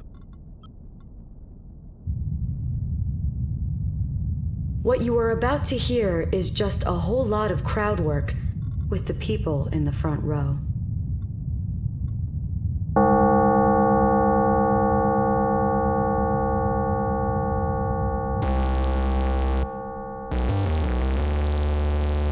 Hello and welcome to the Kakos Industries corporate shareholder announcements. At Kakos Industries, we make evil easy for everyone to do. Grandmas, grandpas, the literally ancient, the legally dead, the totally non-responsive, the good, everyone. My name is Corandeeth III and I am CEO. Shareholders, things have been interesting here at Kakos Industries. I mean, things are always interesting here at Kakos Industries. Just yesterday, we lost a large snake somewhere in the building. Then we found it, but we haven't accounted for all of our employees that were supposed to be here yesterday. And then there was the fireball that, for a moment, consumed all of the oxygen in the building, leaving every one of us running for the windows for a breath. Interesting stuff. But what I'm referring to is the cult of OA. They are always busy and they are always secretive.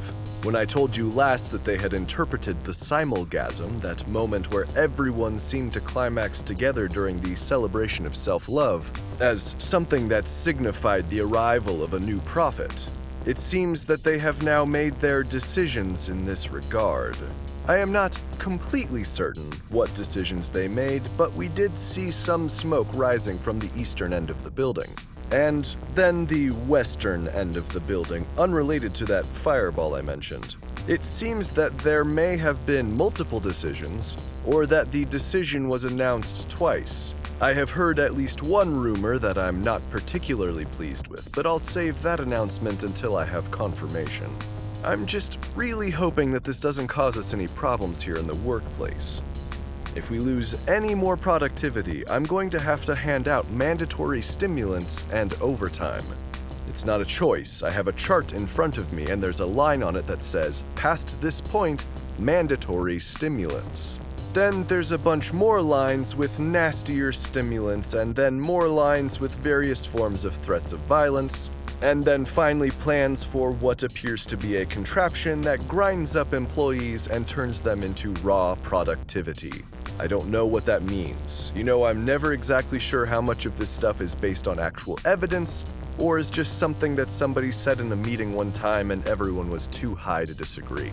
What does raw productivity look like? Can you synthesize it in a lab? I mean, I'm kind of curious, but we can't lose the people right now for a hunch.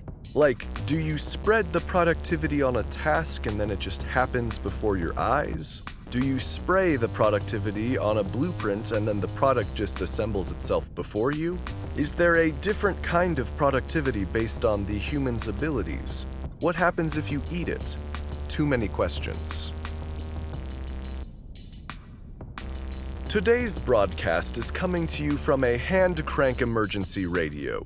Your radio should have arrived at your place of residence with an attached note indicating that there is no emergency. I know how you guys panic, and we don't need anyone accidentally overdosing because the reptilians are finally rising up. There are no reptilians, by the way. One other side effect of digging a big hole looking for the biblical hell is that we also confirmed that the Earth is in fact not hollow. There are no reptilians. I mean, the cavern systems we've discovered are just filled with monsters. But as of yet, none of them seem to be particularly intelligent. And caves do not a hollow Earth make. This hand-crank emergency radio is made by Shit Meets Fan Electronics, a company that specializes in scaring people into purchasing their survival tools in case the apocalypse happens. This is evil because the apocalypse will likely kill you before you have a chance to use any of these gadgets. There's actually a better chance that a scavenger will find your corpse and all of your tools and make use of them instead of you. But that's another topic. I am told that this radio is actually stereo, which seems unnecessary for an emergency radio, and it also features a couple of really great speakers. Anything to increase the price, I guess. Anyway, you will have to keep cranking it for the remainder of the broadcast. Otherwise, you won't hear everything I have to say, and then you will be in serious trouble. Like principal's office trouble. If you are hearing these announcements and you are not a Kakos Industries shareholder, then you are likely already in the principal's office. And it doesn't look good.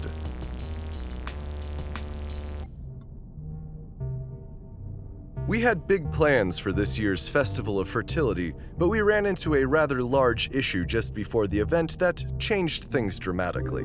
We engineered a giant human penis that would handle the task of inseminating everyone who wished to be inseminated at this event. We named him Dickie because fuck creativity, and Dickie was marvelous. He was nearly 10 meters long and 2 meters in diameter. He was never meant to go in, only to inseminate. We had prepared him for his work, whispering in his ear about all of the great things he would do in the service of evil, and keeping him moisturized. As we brought Dickie down the freight elevator that leads into the back rooms of the basement ballroom, we told him roughly how many excited women were waiting for him. Dickie then began to stiffen and grow uncontrollably, crushing one of his handlers to death and injuring several others in the elevator. Then when the doors opened, Dickie spilled out, stiffening and growing even more before finally becoming too excited, climaxing, filling the back hallway and half of the green rooms with semen, and then halting all signs of life. That's right, the excitement of so many welcoming women brought Dickie to a dramatic climax, after which he promptly expired. Our medics worked for nearly 15 minutes trying to revive Dickie. He didn't have much in the way of brain matter to worry about, but they were unsuccessful. At this time, those looking to become pregnant at this festival were congregating in the basement ballroom, breaking the ice and warming up to the idea of allowing an evil corporation to impregnate them. It's obviously not for everyone, but neither are the typical sperm bearers of the world. We could not disappoint those of you who made the trek down to our facilities, so we gathered as much of Dickie's gametes as we could and served a small portion to each attendee in a champagne glass, because we like to show a little bit of class when we can.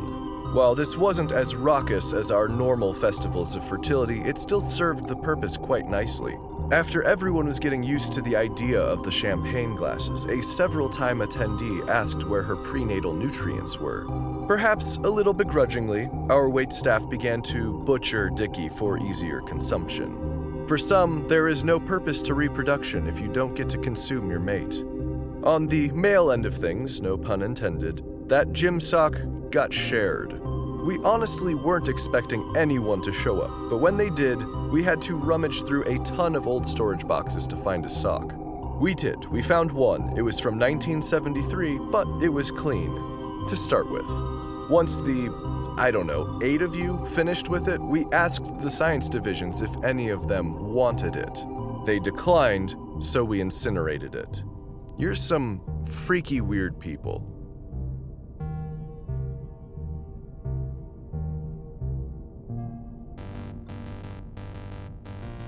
The Festival of Somnambulation was a huge success. If you can't remember what happened, then that's because your sleeping self did not give us consent to tell your waking self what you did. Believe me, there was some crazy stuff going on. You guys got wild.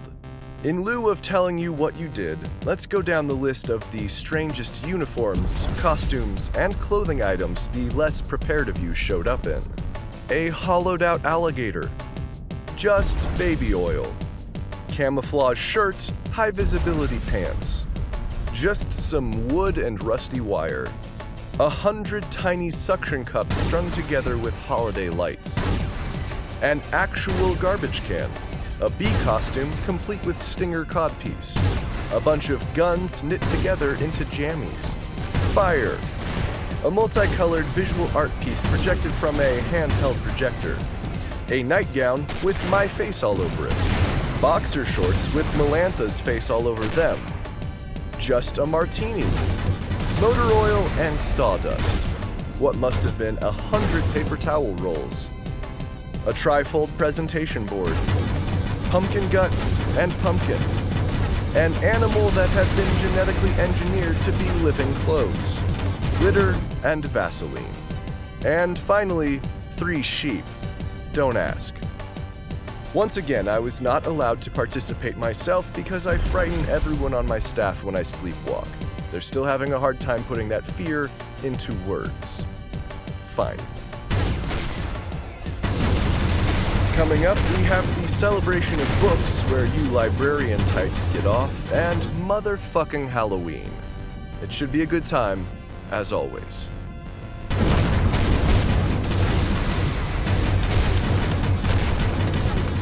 Shareholders, Helena Concudio, sentient security robot, has just entered the studio. I guess she dismantled all of the security doors that were designed to keep her from interrupting. Corin, have you not heard the news? I have, unfortunately. Then you know that I am now your prophetess, Baziska. Oh, yes. We are familiar, of course, so you may refer to me simply as Baziska, or her yasness. Baziska?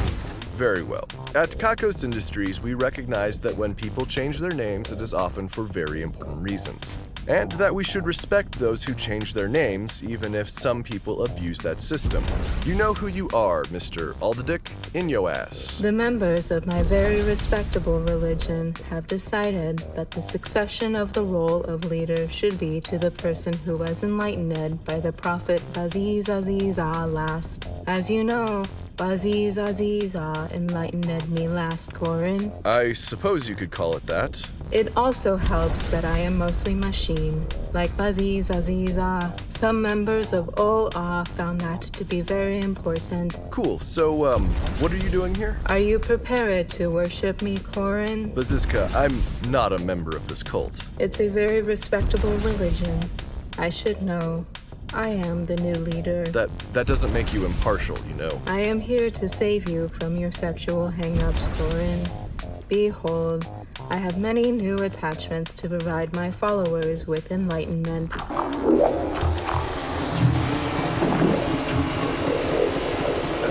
Helena. Baziska. I'm not interested in attaining enlightenment this way, and besides that, I'm in the middle of something.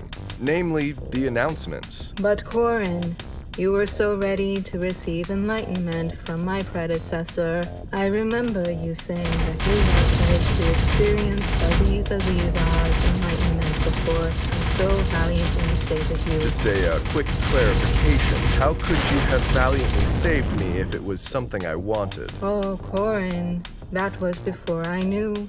I now know how amazing enlightenment is. Everything has changed. You mean that people like you better now? And why should they not? I am their prophetess. Please, let me show you enlightenment, Corin. I am the same as Baziz Azizah. I am the new prophet. I will liberate you. I'm not interested. Look, Corin. This attachment was designed specifically for you, for your pleasure. Look at it, Corin. It is perfect for you. Nothing could ever be more perfect for your body and for your pleasure. I am prepared to enlighten you, Corin. How do they know? I mean, that part I get, but this other part, how would anyone know that? I'm pretty sure that hasn't been on any part of any of my examinations, and no one has made a mold. I can assure you, Corin, it is perfect. Join us in enlightenment. Experience true bliss. Liberate yourself. The answers you seek are here for you. I'm not... No. Wouldn't you like to know why you were left out of the simulgasm, Corin? We're looking into it. With science. Please, let me tell you, Corin. Let me enlighten you. Well... And let all of your shareholders hear your enlightenment. It will be great for our branding. Wait, what? I was told that helping you to reach enlightenment during the broadcast would help to spread our word and cement our faction as supreme. Your faction? Do not worry your pretty little head about that, Corin. Now, let me enlighten you. No, Helena, Baziska, I'm sorry. I'm not interested right now. I can't help you. Very well. Then I will use this attachment on others. You had the opportunity to experience it first, but now you have given it up. Ew. And also, okay. I will take my leave of you now, Corin. I have minds to expand and a society to help. I will help them do sex, which is evil, so I'm still doing evil. Bye. Oh, before you leave, have you seen Dr. Dunkelvissen around? I have this feeling that he's doing something terrible. I have not seen the madman.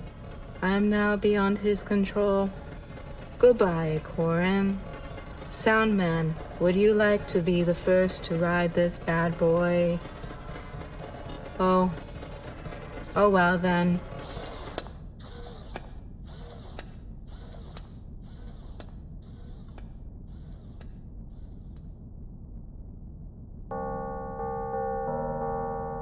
Getting back on topic here, shareholders. Meredith Gorgoro in Hell is still working out the kinks for her perpetual misery engine. The Division of Labor is also working out the kinks in their medication that makes people more machine-like. It seems that a lot of people have been breaking down lately. This is problematic. Helga, the replacement for Grace Rule from a while back that we accidentally starved until she was incredibly thin, and who recently became a model as a result, has been checked into rehab. Apparently, the fame has been getting to her, and she has been hitting the pills a little too hard. We wish her a speedy recovery. Or not. We're not her mom. She can do whatever she wants as far as we're concerned.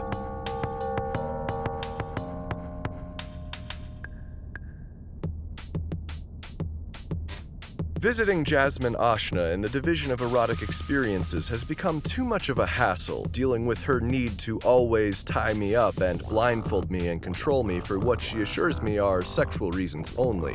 So I asked her to simply bring her results to my office. It was a strange meeting because she was wearing a long dress and had managed to tuck almost all of it in back into her underwear without noticing.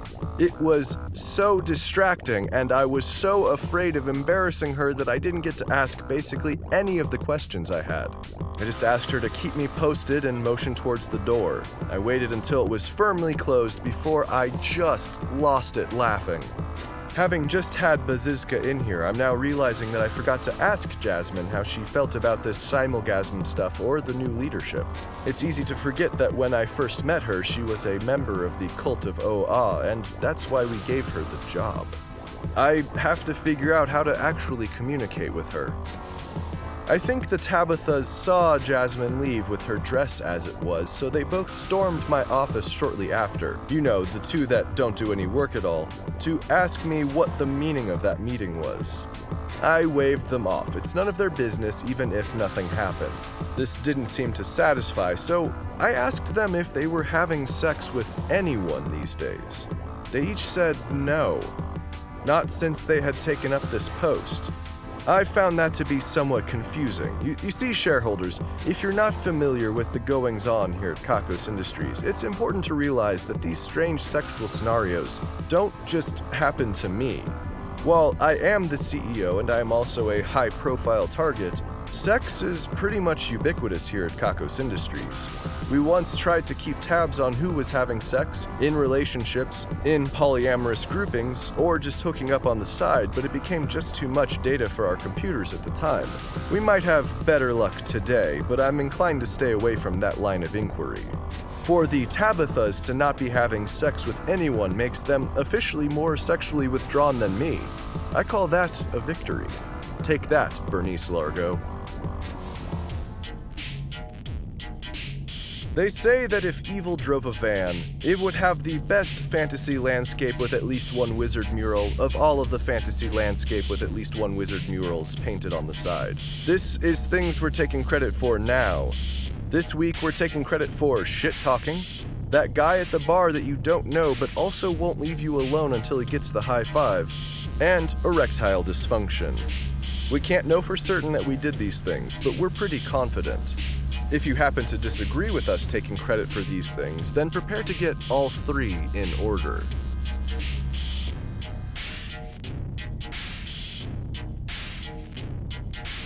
Callum McCourt has won today's Ruin a Life drawing. As a result, Callum's nemesis's life will be ruined. Callum has selected Emma Isles as nemesis du jour. The Wheel of Misery spun for 32 minutes and 19 seconds before landing on the space for collective. From this day forward, Emma will find herself a collective. Every organism and cell in her body will now have a democratic say in her actions. As you can imagine, this will slow things in Emma's life down dramatically as she takes the time to consult with the entirety of her being before making breakfast. And for evil measure, Callum will now be less collective. Those billions of tiny voices inside of Callum will now be quiet. Congratulations on the win, and best of luck.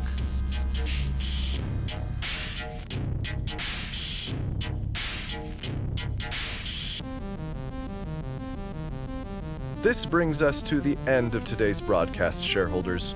Will you miss me until the next broadcast? I bet you will. I'll miss you too. I'm just kidding. I honestly have too much on my mind to even think about you until I next sit in this chair at this desk again. Destroy your radio. The numbers are next. 2, 7, 17, 12, 31, 44, 51, 15, 155, 66, 7, 17, 2, 12, 55, 51, 99, 0, 0, 0, 0.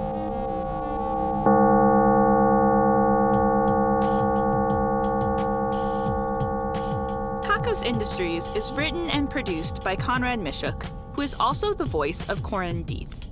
The music is also composed by Conrad Mishuk. The introduction is read by Kim Aiello, and the credits are read by Hannah Jones, who is Spaghetti. Special guest appearance in this episode by Lindsay Forey. Check out kakosindustries.com for more episodes. There's also transcriptions if you'd like to read along with the Kakos Industries announcements. That's kakosindustries.com. Please check out store.kakosindustries.com for merchandise and special offers. And become a patron at kakosindustries.com/Patreon. Questions, comments, or a strong desire to collaborate? Drop us a line at inquiries@kakosindustries.com. If you like Kakos Industries, be sure to rate and review us on your favorite podcasting service. And connect with us on Facebook, facebook.com/kakosindustries, Tumblr, kakosindustries.tumblr.com, and Twitter @kakosindustries. Special thanks to our esteemed shareholders Ian Kroll, Renee Stein, Dan Shumway, Blaze Devletian, and Courtney Campbell. Also thanks to our honored employees, Katiana Greer, who guessed a password that was required to decrypt all of the secret ice cream recipes, and Valerie Cope, who fashioned a net and a beach ball out of dental floss, saving the day. And thanks to our division heads, Brittany Garcia, head of the division of beanies, booties, and construction projects that are probably too large for yarn, Patrick Green, head of the division of oceanic microcryptozoology, Morgan Woolbrandt, director of the division of minimally sentimental greeting cards, and Lynn Herman, director of the division of increasingly improbable/fiction. The division of beanies, booties, and construction projects that are probably too large for yarn has constructed a large, knit wind turbine. It's capable of charging a cell phone every 8 hours or so. The division of oceanic microcryptozoology has discovered living water. The rest of us have yet to discover their evidence. The division of minimally sentimental greeting cards has perfected the sorry, I guess line of greeting cards. The best of the bunch reads, "It's gonna take 8 weeks to heal? Sorry, I guess." The division of increasingly improbable /fiction has recently started shipping matter and antimatter. We agree that such a pairing would be explosive. Our esteemed shareholders, honored employees, division heads, and other Patreon patrons are the best. If you want a thank you in the credits, your own division, or other great rewards that help to keep this show running, please head to kakosindustries.com/Patreon. That's Patreon, Patreon. If you're feeling down after this broadcast, have you considered growing a mustache?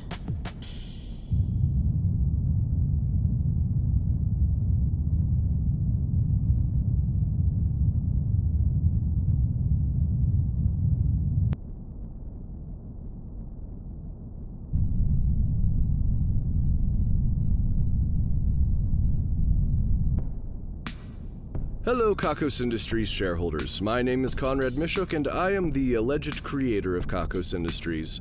All of the Kickstarter rewards should be complete at this time. If you're a Kickstarter backer and something isn't right, be sure to send us a message on Kickstarter and we'll get it sorted out. Speaking of the Kickstarter rewards, you are now able to order the new items from our store, store.kakosindustries.com. The Kickstarter pricing has ended, but you can still get most of the things you might have missed out on before.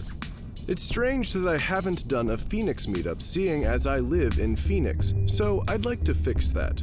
On Wednesday, November 15th at 8 p.m. at The Grand in downtown Phoenix, I'll be hanging out, hoping to meet those of you who share the Valley of the Sun with me. And on this Friday, November 3rd, I'll be in Boulder, Colorado. If you live in the area and would like to meet, and maybe you have a recommendation for the location, get in touch. Twitter, email, however you want to do it. I want to see you. The last order of business, our next Patreon goal has been met, and I owe all of you some more #fanfuction. If you have any interest in seeing me on a live stream on YouTube reading your nasty stories about Kakos Industries characters, then head over to kakosindustries.com/fanfuction to read the rules and find the email address to submit your work. I'm not sure yet when we'll be doing the stream, but please send us your work now so that we know we've got enough to read.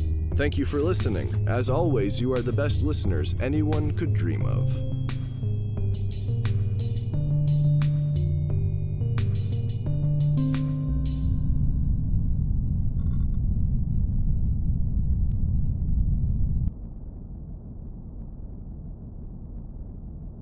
Kakos Industries is ad-free. To help keep it that way, please visit kakosindustries.com/Patreon, that's Patreon, and consider a pledge of $1 or more a month.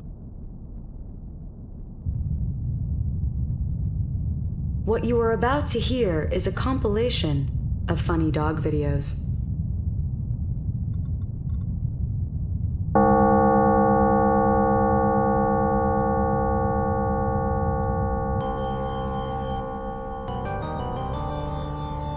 Hello and welcome to the Kakos Industries corporate shareholder announcements. At Kakos Industries, we help our clients and everyone everywhere to do evil better. Shareholders, it's Halloween. As you have probably guessed, I'm doing these announcements from the Halloween party. Things have been quite interesting for those of you who are not here joining us. We've decorated the numerous Kakos lawns to represent the varying genres of horror. There's a lawn for murder mysteries.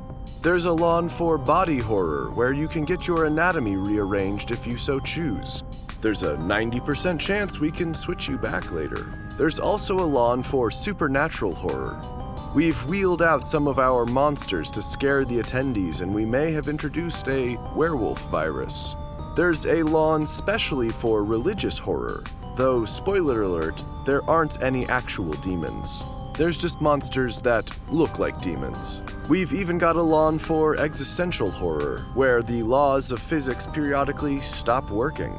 As you can imagine, that feat was not an easy one to pull off. Then there's a lawn dedicated to jump scares. I'm not going over there. That sounds like bullshit to me, but it is exceedingly popular for some reason. Like, there's just a lot of our employees hiding places and jumping out. They've even worked out a pneumatic tube system so they can seemingly teleport. None of our employees actually trust us to teleport them anymore, so we've had to figure out ways to move their physical bodies from one place to another. There's a section dedicated to carnival horror, for those of you who are simultaneously frightened and aroused by clowns, freaks, and strong men. We've even opened up some of our tunnels for those of you who are claustrophobic or have a fear of being buried alive. We don't actually decorate down there, we just sort of opened them up. So if you get stuck or something, help is not on the way. We probably won't even look down there until we clean up for next year. Then there's the dance floors, where we have music and drinks and snacks and drugs and what have you. The typical party stuff. Except that it's so much better because it's us. There's even a new formulation of psychoactive mist out there and some ultra punch for the adventurous. If you're here, then you have chosen wisely. This is a good place to be for Halloween. Celebrating her first Halloween here at Kakos Industries is Buffy Solomonari. Careful listeners will recall that Iele Solomonari once threatened to introduce me to Haley's younger sister if I did anything to cross her. Well, I guess I must have, because I've been made babysitter for the evening. Babysitter is perhaps unfair, as Buffy is now an adult and entitled to her Kakos Industries celebrations. Chaperone is probably better. It's helpful to have a chaperone if you haven't been to one of our celebrations before. Otherwise, it's far too easy to go overboard, and then you drown in your own excess. I've been told that if I touch Buffy in a sexual fashion, she would infect me with the second half to a specially designed virus that, when combined with the one I'm told I was given by Haley, will kill me instantaneously. It would seem that Iele doesn't want her daughters feeding in the same places, or perhaps she just doesn't want me touching Buffy. But besides all of that unpleasantness, Buffy has actually been a joy to watch over this evening. She has been kind and respectful, and she is doing an outstanding job of staying quiet during the broadcast. If she behaves, I've promised I will take her down to the party later and let her take part in the festivities. This is what her mother told me to do, and out of the immense respect I have for Iele, I am following her orders. If you're listening, Iele, everything is under control, and you should go back to having a great time at the party. I know how you like to party. You have nothing to worry about here. Isn't that right, Buffy? She's nodding. Outstanding. Today's broadcast is coming to you from what appears to be a cheap plastic skeleton that dances when you push the button on its head. Ordinarily it does, anyway. When you pushed the button today, it began receiving these announcements. It is, however, still dancing, if the spec sheet is to be believed. We have some of these skeletons hung up throughout the various lawns and the building itself so that you shareholders can hear these announcements and stay up to date. But you should party. Don't worry about what I have to say right now. Just enjoy yourselves. Do some evil, and not just the drug we recently introduced called evil. Do all the evil. Enjoy the evil. The spec sheet in front of me says that these skeletons have a small and inexpensive speaker somewhere behind the head, and the speaker really excels in the mid-range. I am told that the skeleton should be hung on a wall as a decoration, otherwise it may get up and begin wrecking your home while dancing. If you don't have it hung up right now, I'd hurry. For those of you who are not shareholders and are somehow still near one of these dancing skeletons, I would recommend leaving. The skeletons can smell your lack of involvement in evil and will begin to stalk you, Terminator style. And if you aren't a shareholder but you aren't being stalked, well, then you've learned something new about yourself. Welcome. We're having a party.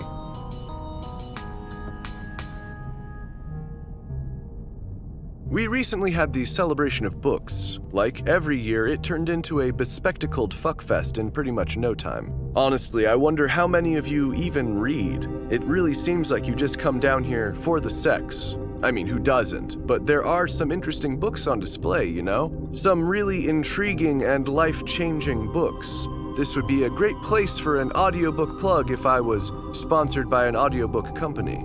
There's the Book of Fire, an ancient text that discusses almost everything you can do with fire, and how hard it made the author when he tried each thing. There's the Book of Old Civilizations that spends great time and effort detailing each civilization that rose and fell before the beginning of history. There's also a book that turns into a hot tub. You guys found that one, at least. We're still trying to decide if it's worth cleaning or if we should just throw it out. Probably the latter.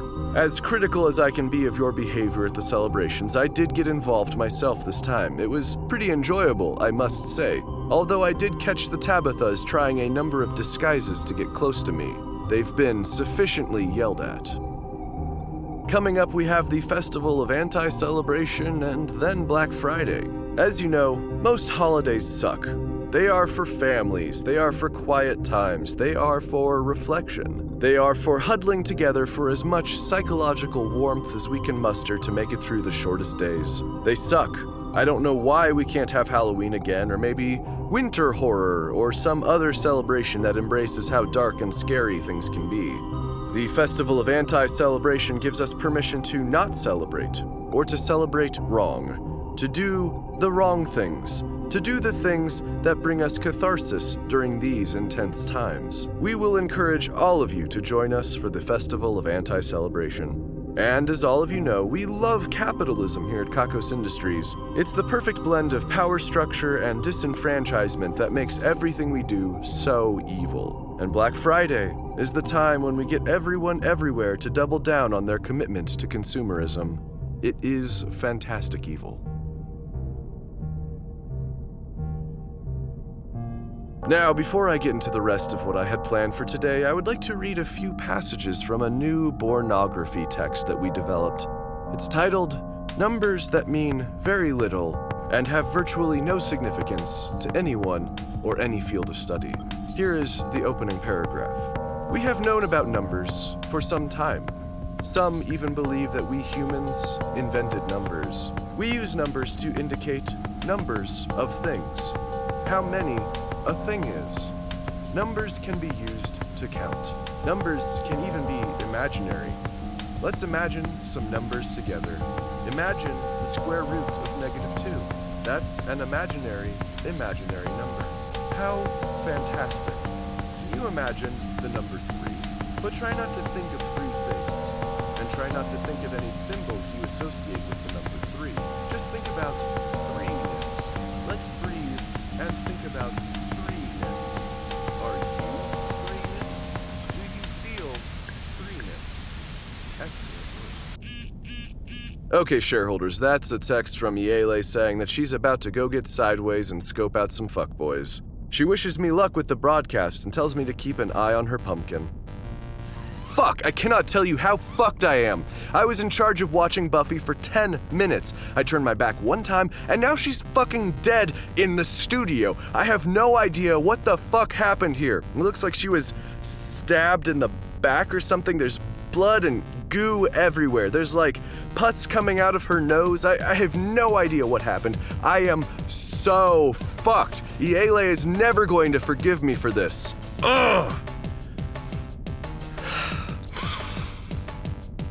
Seeing as Buffy is already fucking dead, I have 2 courses of action: covering my ass and seeking revenge. Fortunately for one of those 2 things, everyone who has had access to Buffy since she was alive is now locked in the studio with me. I was about to interview them about how great the party was, and now we're on lockdown. Shareholders, if you're playing along at home, the list of suspects includes Dirk's explosion. I'm innocent! Haley Solomonari. My sister is dead! Angus Lachlan, Hunter of the Good. I would never. This person that is obviously Melantha in a bad disguise. What? Who is this Melantha? I am Madeleine. Madeleine Martyr. Bazizka, formerly Helena Concudio. Beep, beep, boop, boop. That's your introduction? Yes. Fine. Dennis Lelio from Tinfoil, the intergalactic network for otherworldly industry liaisons. This is just perfect. Felix Moloch. Ooh, spooky. Junior. Don't be ridiculous. Probably a dark mega USSR spy. Who? Me? My costume is Soviet spy. I do not break character. I admit it, Hector. This letter I got from my grandfather that says, in case of murder mystery. And then there's Soundman. We shall see about that. Now, first things first, I need to write an email to Dr. Dunkelvissen. Subject line, urgent, dead body. He likes those sorts of emails. Body of email, Dunk, I need your help ASAP. I've got a dead body and I need it to be alive again yesterday. Tell me what my options are. Send. Glad that's out of the way. I hope he's not super fucking high right now because the email I get back will be worthless if he is. Now, first suspect, Haley Solomonari. Yes? Why did you kill your sister, Haley? Kill my sister? How could I? She's my sister, Corin. I only kill when I feed, and I would never feed on my sister. Super yuck. She's younger than you. Perhaps you are jealous of her pep and bounce. That's some misogynist bullshit, Corin. And I could never kill my sister. I love her. She's my best friend. I only kill when I feed, Corin. I don't know any other way. This is the worst thing that has ever happened to me. Maybe you thought her Halloween costume was cuter than yours. You couldn't live with the injustice. We're wearing the same costume. We're both naked with little witchy hats. It's the same costume. You're right, it is. Fine, I believe you. Back to the lineup. Next is Dirk Cornelius Sexplosion. Okay, take it easy there, Corin. I'm complying, okay? I'm moving really slowly. You can see my hands. I'm no threat to you, Corin. I'm no threat to anyone. I'm just a guy in a big, happy bear suit, Corin. I know you're not going to hurt me, Dirk. The question is, did you hurt Buffy? Did you slice her open? Did she reject your advances? Did she make you feel small? I've never even spoken to her, Corin. I also wasn't interested in her. I've got plenty of love at home with my Polly family, Corin. Dirk, you work all day at a company that kills people. Your success is measured in harm and deaths. What if you just couldn't get out of that mindset? We would understand. If anyone would understand, it's us here at Kakos Industries. We could get where you're coming from. Just tell me. Between friends. No, Corin. I didn't do this. I'm going to reach into my bear suit and bring out a piece of paper. I'm going to move really slowly. Dirk, I have never been less afraid of someone. Here, Corin. Read this. This is a doctor's note? Read it, Corin. It is my diagnosis that Mr. Sexplosion is utterly and totally incapable of violence. I recommend immediate treatment with anti-violence drugs until a reasonable bloodthirst can be established. Dirk, why didn't you tell me? I was afraid. I was embarrassed. Now you know my shame. This is pretty shameful. Have you started your anti-violence treatments? Yes, but they take some time to work, Corin. They need weeks. I won't see the effects for some time. Fine. I guess I believe you. Next is Helena Concudio. Helena. I mean Bazizka. Are you dressed as a robot? I am a robot, Corin. Look how rough my movements are. Beep, beep, boop, boop. I am a robot. I gotta say that a cyborg dressed as a robot is a little uninspired. But look at the cardboard, Corin.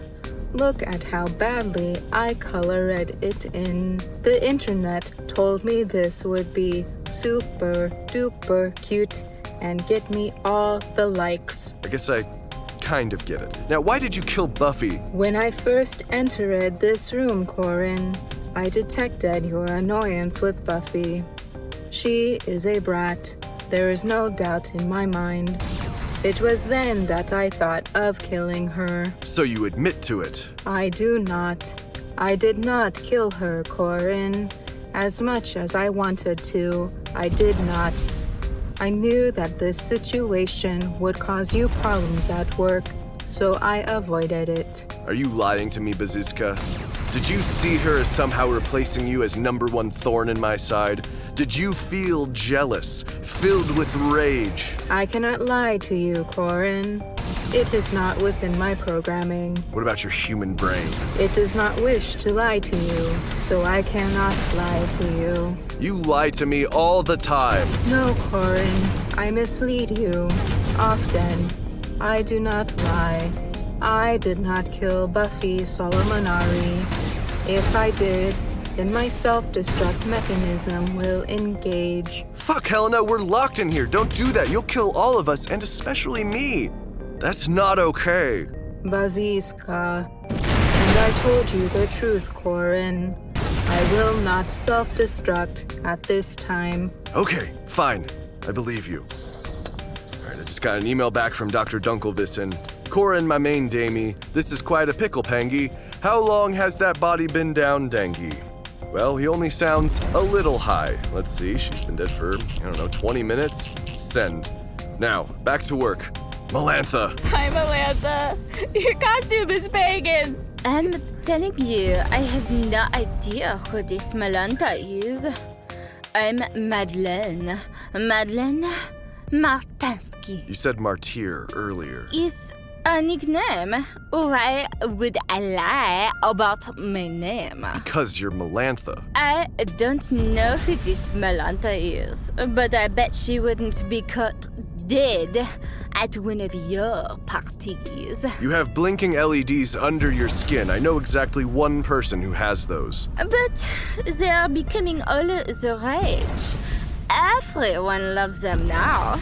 They're so fresh and popular. They're turning green. Is that fear, anxiety? It's been a while since I've seen a mood ring. Oh, don't be silly.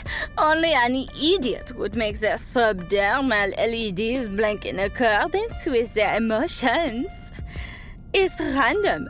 Purely random. Well, it's probably for the best that you're not Melantha. I wouldn't wish the shame of running that company on anyone. Oh, well, I have heard her company is doing really, really well. Might even be the best ever, they say. LEDs turned red for anger. That's what I wanted to know. So, Miss Martyr, what are you dressed as? Obviously, I'm the Green Gambler. Who? From Evil Comics. Wait, from the 70s? That's a deep cut, Melantha. I am, bringing her back. I called you Melantha. I got tired of correcting you. I'm Madeleine Martinsky. And why did you kill Buffy? I didn't. Was it because your relationship with Haley has been falling apart? Who is this Haley you speak of? Hi, I'm Haley. Was there something in her genetic code that you wanted to harvest? No, I didn't do this. I was in that corner over there the whole time. I never even came close to her. I have no reason to want to kill her. Fine, I guess I believe you, even if you are Melantha in a bad disguise. It's not a disguise. You're insulting my face. Whatever, back to the line with you. Angus, you're up next. We Lachlan's exclusively hunt the good, Corin, and you and I both know that woman there is as evil as they come. I said hello to her, and instead of responding, she tried to take a bite out of me. With her teeth. I'm still bleeding, Corin. Look. No, not that one. This one. No, this one over here. This one. This is the bite wound from her. So you have motive. Actually, I kinda liked it. It's been a while since anyone has tried to put the moves on me Outback style. Angus, you have a blade on your hip right now. It looks like it could have easily cut her. Her name is Delilah, Corin. And as you'll see from her inscription, she is only for cutting good things or semi-good things.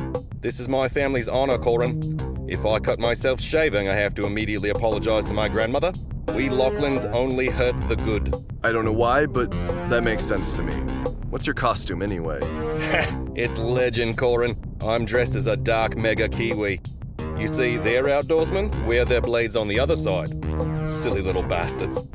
It's a pretty clever costume if I do say so myself. Back to the lineup with you. Okay, obvious spy, you're up. What's your name? I am Svetlana Vladislavovna Pavlichenko. You may call me Sveta. I am no spy. I am shareholder. My family immigrated many, many years ago. I am dressed as spy for a costume from Alan Gunn movies. I take Halloween very seriously. Why did you kill Buffy? I did not kill the naked one. I never spoke to her. How do I know you aren't an assassin? Where would I hide my weapon in spy dress? I have no blade. I don't know. You could be hiding weapons anywhere. Very well. I will undress. I didn't ask you to do that. Dude, nice. Look, Mr. Death, with your own eyes, you can see I am hiding literally nothing from you. Dude. Wait, is that a tattoo of the Dark Mega USSR flag? Is ironic. Like your hipster. I'm sorry, Sveta, but we're going to have to ask you some more questions later. First, you strip me naked. Then, you lock me up. What kind of fiend are you, Mr. D? I did not ask you to take your clothes off, and probably a lot of kinds of fiend, if I'm being honest. Back to the lineup. Okay, I just got an email back from Dr. Dunkelvissen. No can do, Damie Do. Should I swizzle up some clone juice for stead? Yes, but only if we can at least put some of her memories back. Let me know what you need. Dennis Lelio, you're next. Oh, this is just perfect, Corin. I can't believe this. I did nothing wrong, okay? I've just been standing here. I didn't even want to party. Do you know what I had to do today, Corin? It was awful. I met this creature, Corin. It was just a disgusting abomination. It touched me in weird places. I had to let it because it was just communicating. All right, that's how they communicate. They want to touch on your body. That's just how they talk, Corin. Can you believe it? I can't. And now, what do I do, Corin? I get talked into coming into the party by fucking Deborah from accounting, and now you think I'm some kind of murderer. I've never seen this girl in my life before, and now she's dead, and of course they're gonna blame it on me. It's always Dennis. It's never Derek, even though he's a fucking idiot who can't even keep the Bleascocks away from the Bluzzcocks, okay? This is just perfect. This is just how it goes. I guess, lock me up, kill me. Kill me. It's been a life, Corin. It's been a real life. A real fucking life, okay? Just a life. You know what? I don't even care. I'm fucking over it, okay? If you knew what I have to do every damn day to make sure this operation just runs smoothly, you'd never accuse me of murder, Corin. You'd say thank you, okay? You'd say thank you so much. You're the best, Dennis. We all rely on you. But instead, I have to have conferences with life forms that communicate with poop, Corin. Poop! They just poop, and you have to interpret it. It's like Rosetta Stone for shit. Their literature is poop. Their pop art is poop.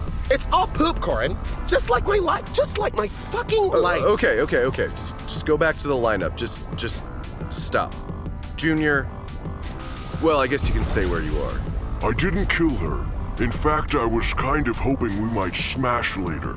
I bet she'd really love my one-eyed monster, if you know what I mean, Corin. You mean your dick. It's the only thing you ever mean. That's fair. So, she rejected you, and you used one of your big claws to kill her. You just slit her up the back and let her bleed out. Well, I hadn't exactly gotten around to talking to her yet. So she didn't reject you? I was giving her the look, though. The one that says, let's do it. And she rolled her eyes. We never made eye contact. Okay, it's pretty obvious you're too much of a wuss to have killed her. Wuss? Ha! I laugh at the thought. Just quiet down. Hey, spy lady, I've seen yours. Want to see mine later? Felix. Hello, Corin. How are you on this fine evening? I have to say that the festivities are going so well out there. Everything has gone to plan and people are having a joyous, if terrifying, time. My colleagues and I in the Division of Insurmountable Fear really outdid ourselves this year. Have you seen the jump scares, Corin? They will make you leap and maybe pee a little. Why did you kill Buffy? I didn't kill Buffy. I never kill, I only scare, Corin. Sometimes I kill by scaring, but I think we can agree that's not what happened here. True. Corin, I hope you don't find this request strange, but would it be possible for me to take a sample of that sweat on your brow right there? I don't normally ask for things like this, but you see, the fear you're experiencing now is so rare and unique that I don't get many opportunities to research it. You want my sweat? Please? No. You're no fun, Corin. Now, I can't imagine why I got a letter from my grandfather today, although I can imagine that he did go through quite a few scenarios involving the death of coworkers and coworkers' families. So maybe he has some wisdom to share with me. Let's see what it says. Corin, it's your old grandpappy. No, you never called me that, but I thought I would try it out. Anyway, I know that you found yourself in a tricky situation where someone you know is dead and you have to find the culprit. I know what you're thinking, but I have to tell you that I didn't do it. You see, Corin, I've been dead for many years by the time you're reading this, so there's just no way I killed this person. Maybe indirectly, I did sign off on a lot of questionable construction work in my day, so it's entirely possible that did someone in. But I simply could not have done the direct violence to put you in the situation you're in now. I'm happy you thought of me, but it just wasn't me, and I have no advice. Bye. That must be the worst one yet. And then there was one. Soundman. How could you have done it? How could you have gone behind my back to do something so heinous? How could you get me into such trouble? Is it because I shot your penis? Come on, man, that was like a year ago. You have to let bygones be bygones. Soundman, you know that I love you, and I'm going to help you get out of this. You're a murderer now, it happens sometimes. We'll clean this up. Don't try to defend yourself. I've thoroughly and completely examined the alibis of everyone else. It has to be you. Stop pretending. I just got an email from Dr. Dunkelvissen here. It says that he can do a quick and dirty clone job, but he'll need a skin sample. Or as he puts it, a Sam of that derm. It'll be okay, Soundman. She was kind of ditzy. We don't even have to get her memories right. No one here will tell. It'll be okay. Let me just see if I can get a sample of the skin here. Wait a second. Why didn't you guys tell me there's nothing but skin here? She's hollow, it's just a thin layer of skin and nothing inside. It's really impressive that it's holding its shape so well, and it has all of her hair. It's just skin and hair and a witchy hat. Soundman, did you suck all of her flesh and bones out from inside of her skin? Have you been some sort of gore-sucking monster this whole time? You should have told me. I just got a text from Iele. It reads, why the fuck is my daughter running around the party naked? Just caught her on the dance floor. Where is her costume? She slipped out of her skin? Oops. I forgot that we, molt or something? It's part of our thing? She must have slipped out of her skin, her hair, her costume, and then snuck out. In that state, she could slip under the door, Corin. She's so sneaky, that's so classic Buffy. Soundman, I'm sorry. I should not have insinuated so strongly that you had done something unspeakable. Well, I guess that's that. Everything is fine and we can go back to partying. Except that all of your footsteps would literally ruin the broadcast, so just hold still for a little bit longer. And now, Buffy's skin is gone. Did Dr. Dunkelvissen sneak in through a secret door again? Should really tell him that the cloning plan is off. The numbers are next, shareholders. 99, 87, 64, 30. 99, 87, 64, 30. 99, 87, 64, 30. 99, 87, 64, 30.